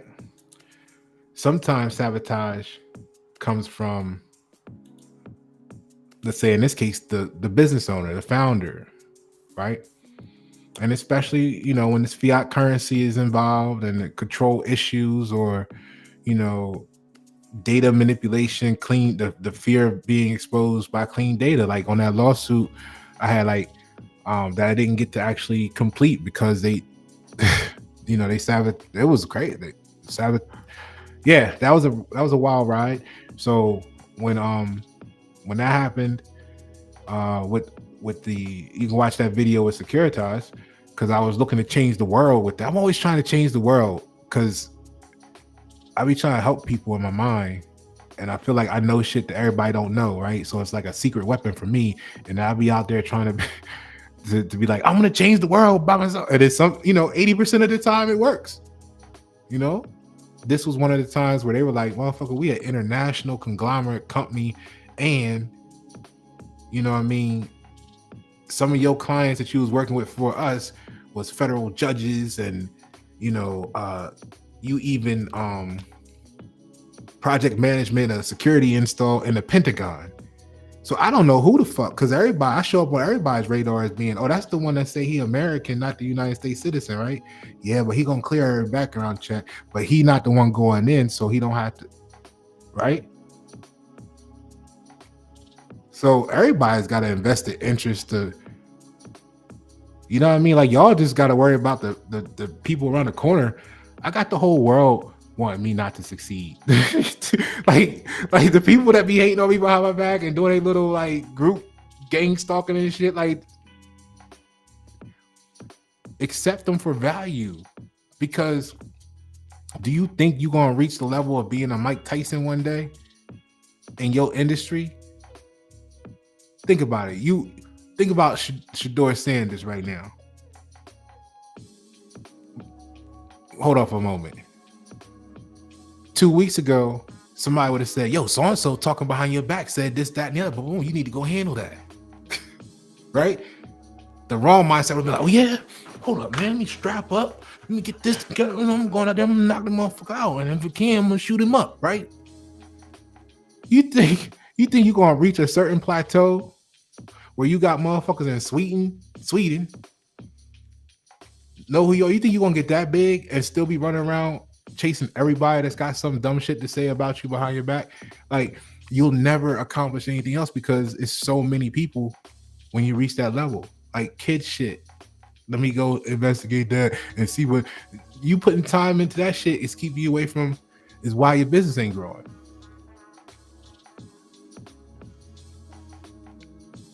Like, I've been a local celebrity, right? Local.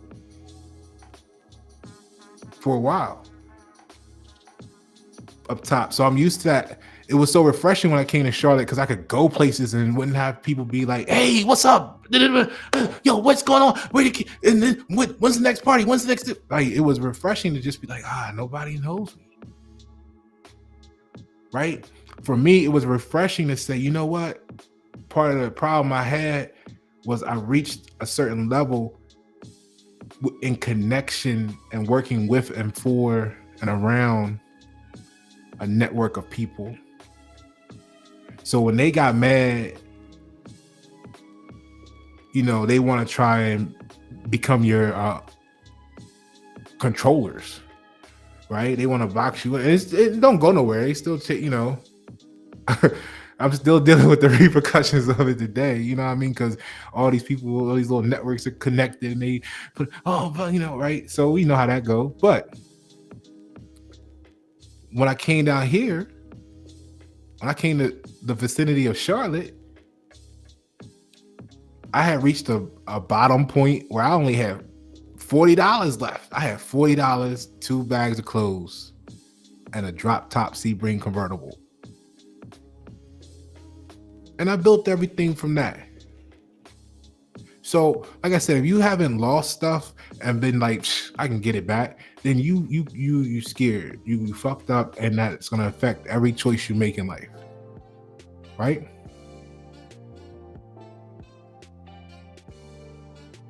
Get yourself some value and do it through continuous improvement. Okay? So when that happens, right? All this stuff, the payment tension, control issue, whatever, fear of the data, being exposed. So in that court case, one of the line items, so to speak, was, have you ever had a job where you felt like it's not legal advice, this is just entertainment, right? Of course, I'm not an attorney, but I've won 3 of my own court cases myself. So you ever had a job where you felt like, not say felt, but you kind of knew that they took your annual review and they said, you know what, if we give you this 5 here, you gonna get $2. So we're gonna give you this 3.7. Why I get 3.7 here when it should have been a 5? Well, here's the bullshit we're gonna tell you, and what you gonna say about it, right? Well, I would encourage you to look up that your annual review for entertainment purposes is actually a training instrument, and manipulation of a training instrument is a criminal offense, right? Or civil offense. You pick how you want to get there. Okay? Little conspiracy involved, it might go one way. Little just, is it intentional or is it negligence? So,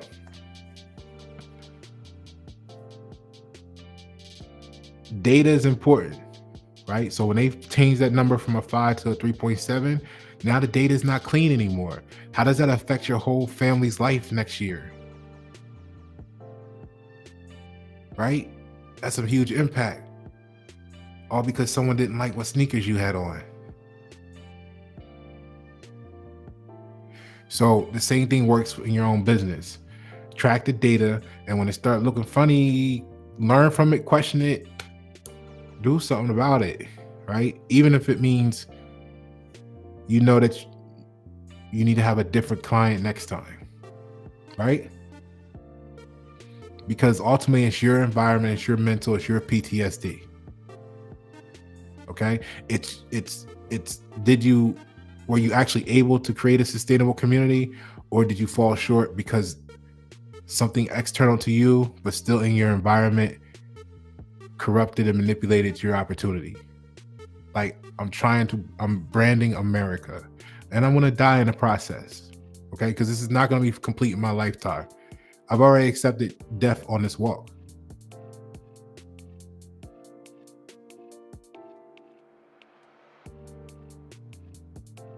The question simply is, where will my last step be in the process?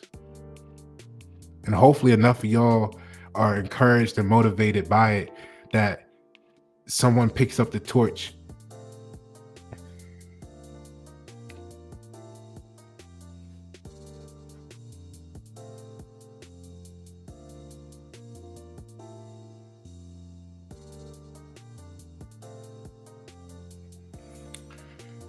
So when that happens, and even high dollar content creators, get caught in awkward situations, right? Without nothing to show but softer numbers and vibe checks, make sure you correct it. Okay. So imagine that you're at a 5-star Michelin restaurant, the type where every dish is like gastronomy or something, and his hand is crafted and plated in a sequence for unforgettable tasting experience. And then suddenly someone said, you know what, fuck it. We're just gonna throw a hot dog on this plate. We're gonna garnish it up a little bit, and that's what we're gonna serve. I just wanted to add my little personal touch. No heads up, no presentation, no respect for the strategy. Now every guest review goes from exceptional to confused, right? Because where they're used to paying $2,000 for a steak, all of a sudden they got a ballpark Frank.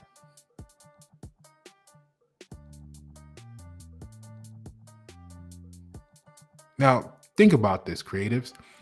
If we were most people in our community that we're trying to help, we know they can't afford us. And it's not an insult. It's that we know that everything's fucked up right now.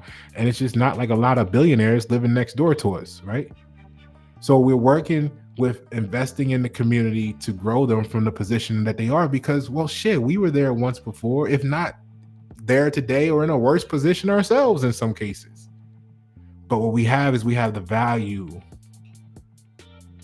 right? But when you study the industry standards for what we do, people, coming to you from a thought leadership perspective, one post for a decent sized company, one post. We do one post. That should be at least $500 per post. I heard I be God, I be scroll. Well, I scroll through Facebook. I saw people saying, "Look, I give you 10 posts, $25." I'm like, yo, it's not them. I don't look at them that's saying that. I look at the people who feel like that's accepted for value. I mean, you're talking about a vending machine canned soda per post, and like at that point, you might as well do it yourself. You can't go wrong. What kind of quality are you gonna get for Pepsi? Right? If it takes us on average 4 to 6 hours to deliver a quality post, your client shouldn't be posting, or should appreciate the investment of time and energy and research of what you're doing. That hey, look, I'm free to go do something else. Now, that's only if they were doing that. One, they probably wouldn't need you if they were putting in 4 to 6 hours of post like it should be, right? But they not, because they trying to run the business and do all this other stuff. So if they're posting and they put in 10 minutes, when a quality post is 4 to 6 hours, why? Just don't, right? And if they're putting in any serious time, then now they're taking time from maybe running operations, making sure that we're getting max revenue as a team, or doing something else, or training, or having team building sessions. There's something else that they could be doing instead of competing with you for hot dogs when you serving gold foil steaks that everybody say really ain't all that anyway. But in reality, the value is there, right? So that's exactly what a rogue founder post does. It just doesn't lower standards. It poisons the perception. So if you're a creative director, right? A content lead, or you're just starting to track these patterns on your own, know that the wrong person is why you gotta be certain about who you work with. And of course, it's life, so you can't map out everything in advance. But when you see things, you want to address them. And if is it intentional or is it negligence? Because one, it's going to boil down to a pipeline problem, as you can see on the screen there. It's going to be a client success problem, right? And guess who gets blamed on a client success problem? You. Unless you got the documentation, the deposition. And that's why people don't like when I use that word. The deposition. What do you mean the deposition? That sounds official. Yeah, it is. It's the witness's testimony. Because I've won court cases. You know what I mean? I ain't never had to be no snitch, but I've won my own court cases myself 3 times. Okay? So I'm familiar with some of these words, right? I'll text you and say, this is the exhibit, right? So the point of the matter is this. The deposition is your record, right? For whatever you need to use it for in the future. So if you got to pull it out because they want to give you a bad review, they're not going to put in the review that, hey, every time they post, I put 20 posts in between that destroyed, everything that they were doing, but I'm going to blame it on them because I didn't listen to the 12 times that they told me not to do that. That's not the review they're going to leave. They're going to say something like how you were ineffective, right? So keep record of, hey, we started here, we went up here, I got measurable, boom, boom. And then if they weren't believing, that, oh shit, I thought you were going to just be like this, but you're taking us all the way up here. And now, wait a minute, now I'm paying you. I don't know if I want to pay you that much anymore because all of a sudden, but you're making this XXXXXX, but you're so worried about what you're giving me, right? Or what they're giving you. That could be a simple reason why they want to, tear you down. Or Maybe they want to do what you do and they thought they were good before they met you. And, this is why you don't get no recommendations, because maybe they're trying to take credit for what's going on. Right? So learn from all of this. Learn from it. If it don't kill you, it make you stronger. Learn how to deal with that situation. Learn what you can learn from it. Learn what you can learn about people who are in that mentality, in that space, and that energy. See their vibe, feel it. You know what I mean? Get used to, go and explore how people sit in silence around you. Feel that tension, feel it, know it, right? Don't get rid of every snake, because the snakes will show you when new snakes come into your circle. They're gonna expose the new snake, because the first thing a snake want to do is go hang with the snake. So they're gonna expose each other. So don't, people say kill all the snakes, step them on the head, get rid of them all. Keep one or two around. They help you identify the rest of them when they come, when y'all cross paths. Then you're going to have so you got a pipeline problem, client success problem, and then ultimately it's going to be a brand equity problem. And this actually goes for you and your clients, all this stuff, right? Because again, the first thing they're going to say is they're counting on destroying you, because they're going to say, "Ooh, I can sit back and wait for someone to call and ask for a referral about their quality of work." That's what they're going to, and I'm going to tell them this, that, and the other, and they'll never get another client again in their life. Whatever. Because then I'm just going to be like, well, one, if you had to go through all that, I don't know if I want to work with you, because you're talking to people outside of me about me. So I don't know if I like that, right? Because you didn't talk to me until afterwards. Well, I'm your most direct source about me. So that's the other bullshit. So you know what? I might not even want you to be the client anyway. So, you know what I mean? I had someone tell me, they asked me, I think they worded it as referrals. And they were like, and I was like, yeah, I could send you, I got testimonials and projects and stuff on my website. I can send you the links. They're like, no, I want to talk to the people. And I was like, all right, let me get one thing clear with you. Like, this, don't, like, be true, right? I was like, let me get one thing clear with you, because obviously you're confused. You could go talk to everybody. They could tell you how great I was, right? Hypothetically. And you could still work with me, and you could still walk away feeling like you had a bad experience. So what the fuck is that going to tell you by talking to them about what we're going to do in the future that's unknown? So don't waste my time, okay? I'm highly sought after. I'm highly valuable. And I know you don't realize how insulting you were just then, but I'm going to give you a chance anyway. I'm going to send you this link and this, that, and the other. And since you were disrespectful, consultation's $497.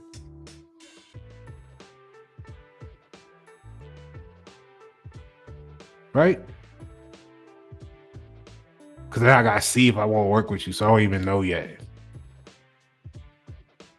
Because here you go, I ain't got time for that bullshit 2 weeks from now. All right?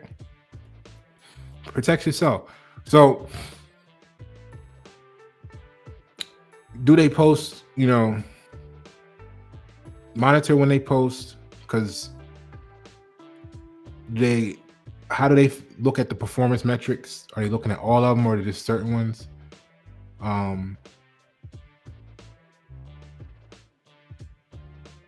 How do they, what kind of conversions are they looking at? Just pay attention to what's going on with them, right? And I'm gonna show you real quick here, and we can start to wrap it up. I appreciate y'all's time, and hopefully this was helpful for y'all, because it's something that I'll be honest with you. When I got started, when you're learning this rabbit hole and you're worried about conversions and metrics and stuff, there's such a deep rabbit hole there and all these channels and tributaries and new information to learn and what should you trust, what should you not trust, let me try this, let me not try that, that the last thing I was thinking about in the beginning, when I first got started was, yo, your post is fucking up my post. You know what I'm saying? Like we knew the algorithm, this, that, and the other, but I never would have thought it would have been that damaging. But just being observing, tracking data, I'm sitting here looking at the numbers one day, and I'm like, what caused that? And then when I look back, I was like, yo, every time you have a posting session, like, get on your little moment and had it, that little, it drops this down like 40%.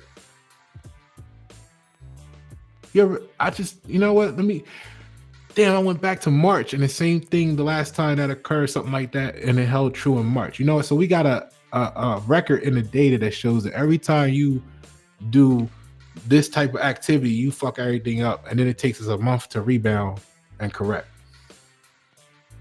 I mean, I'm exaggerating on the month, okay, but you get what I'm saying. And then you learn, because it's not a simply put, it's continuous improvement. Not only does being vocal about that observation allow you to stand up for what's right for your clients, your client, and yourself, it actually gets you wrapped around. You learn something to now position your future clients better from the get-go, right? So it's continuous improvement, and it's adding value to the community or the nation. The wrong person is gonna be emotional and in their ego and be all like running from the situation, not wanting to address it. And then that's when you gotta ask yourself, is it intentional or negligent? Are they trying to get avoid paying you a bonus check because you hit your milestone metric, or are they just really excited and they don't have a break too often, and maybe when they do finally have a break, they like to get on there and post because they used to do all that themselves? So don't jump to conclusions, because remember, these people built their brands up to whatever level it was before you got there. They probably did everything. So if you're looking at your business or your brand as your baby, like, you don't just want to go hand it off to anybody all quickly, right? So don't confuse the information I'm giving you and become tactful. Like I said, become tactful with how you observe the details and the information that you get from observation, people's characters, by actions, stuff like that, and the data. So like I said, you got to figure out, is it intentional or is it negligent? And then now that you learned this, for those who didn't know it, how do you position yourself and your clients in the future to maximize and not have, even though may not be severely damaging, right? You still might want that extra 40 grand, right? So this is what it looks like, right? So if you look here, let's say at this top left, this is an example. I got two examples here, two different clients from my client pool, because I'll be doing case studies on that. Everything's a case study. It's continuous improvement. And I learned this in a high position with like the number 97 or whatever it was on the Forbes list, billion, we were doing, $30 billion a year profit collectively, totally 90,000 strong, right? Globally. So I'll always look at those opportunities as extract the information, extract the experience that I can come home to the community, and then I could take this and build up the community. But you got to work with the right people, like we talked about at the beginning. All right. So the top left is the post in the beginning.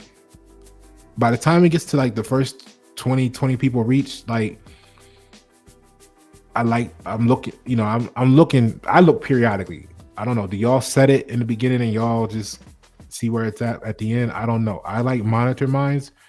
Um, and from doing that enough, I kind of got a feeling of what's going on. Sometimes I need to tweak it. Sometimes I need to just give it a little bit more time. It's just like you get a feel for what you're doing because you know the data. So how the data normally swings for me is around 20 to 50, right? People reach that first 20 to 50, well, even less than that. The first like 20, people reach, it gives me an idea how the post is going to perform.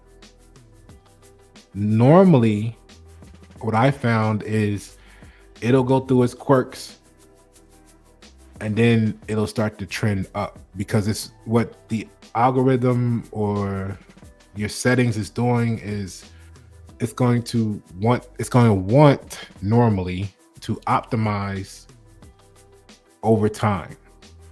So it's going to want to say, damn, we sent that to these 10 people and only 2 people liked it. 1 person liked it. Okay, the next 10 people we tweaking this. The people we sent it to. Oh, we found out 4 people liked it. Okay, we're on to something. Okay, cool. Now we're off and running.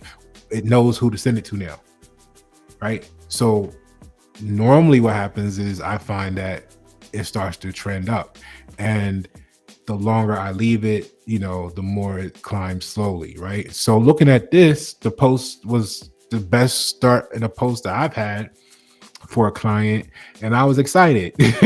You know what I'm saying? So because we're sitting at 87.5% at that moment.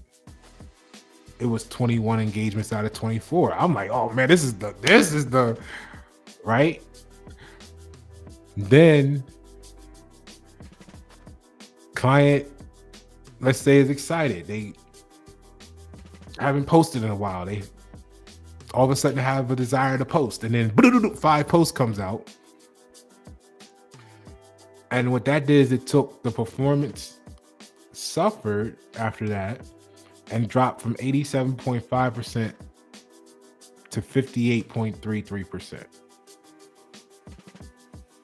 30% difference, right?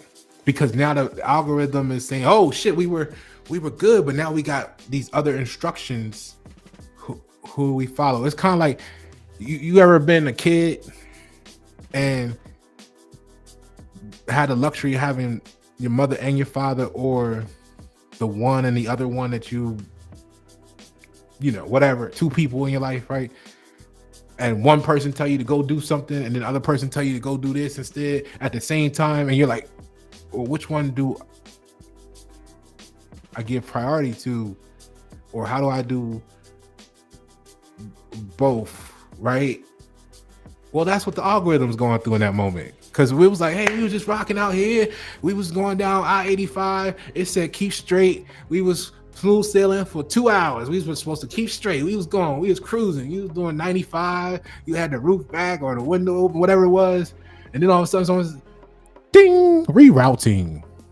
Please perform a U-turn and make a left. And it was like, hold on, what the fuck? Wait, what's going on? Right? It's that type of feeling for the algorithm. Because now I just got 5 new instruction points that said, you're going the wrong way. And then everything suffers. So the post dropped from an 87.5, which I was expecting to finish off at like a 92. I was excited. I was like, oh, you know what I mean? So, and now, it's currently at a 58.33. Due to the confusion behind the scenes that we might not have never thought about for some of us prior to this video. And the other example, the post started off at 42%, right? Because my high score is 35%. Like when you see my post, I say up to 35 because I've achieved 35-point change for a client, and that's been my high score. I mean, we've been in the 30s, 33, 34, often, but my highest was 35-point change. So that's my little trophy right now. Up to 35%, right? So, of course, when I saw the 87, I was like, oh, we great, change that, right? But this post here, these are both like the same weeks, 2 different clients. This one started off, we were rocking out at 42%, 42.11%. They didn't, let's say, have as many posts, but they had some posts. And then after that, we're riding at 34.4%, which is still amazing, right? But I don't want amazing for you guys. I want the best for you. Because the best for you delivers the best to the community. And the best to the community means that we're in the position to be the most sustainable as America, replacing the United States. Okay? So this is what it looks like in the data. All right? So start capturing information of your data. Because if you didn't have the data, you would never know this.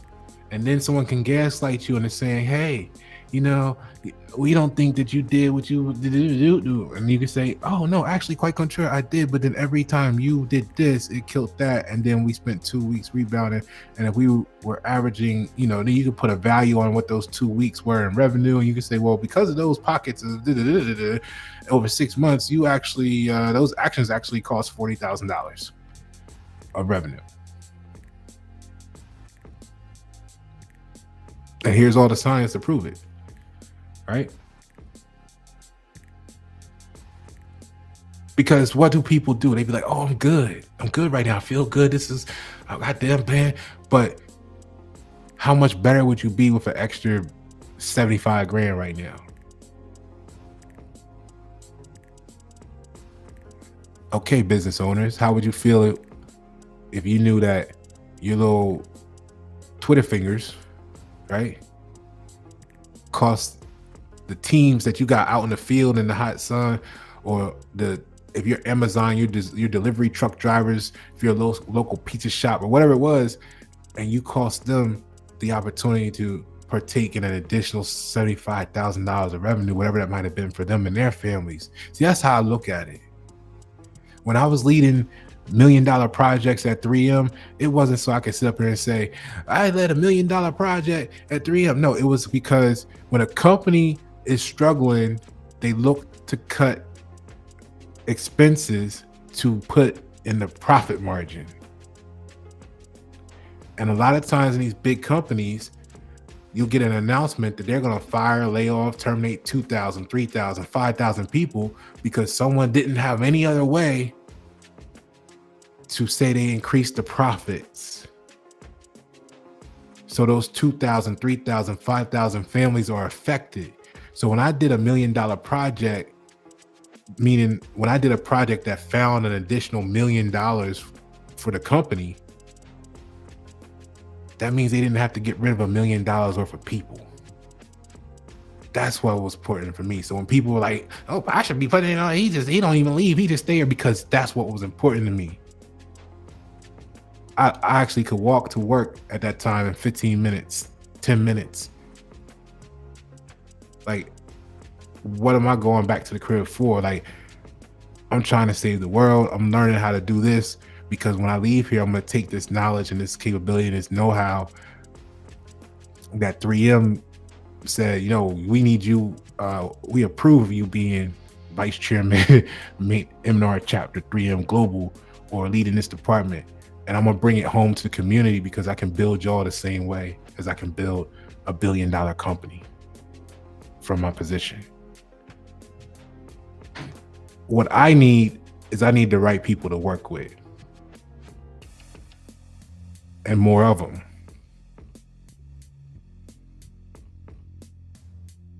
I don't care if you're in Texas, what you call Texas. I don't care if you're in what you call Nevada, Arizona, what you call North Carolina, Florida. Okay? If you really want change and sustainable communities, hit me up. Let's book a meeting and let's build America. I'm Pasha Paroh.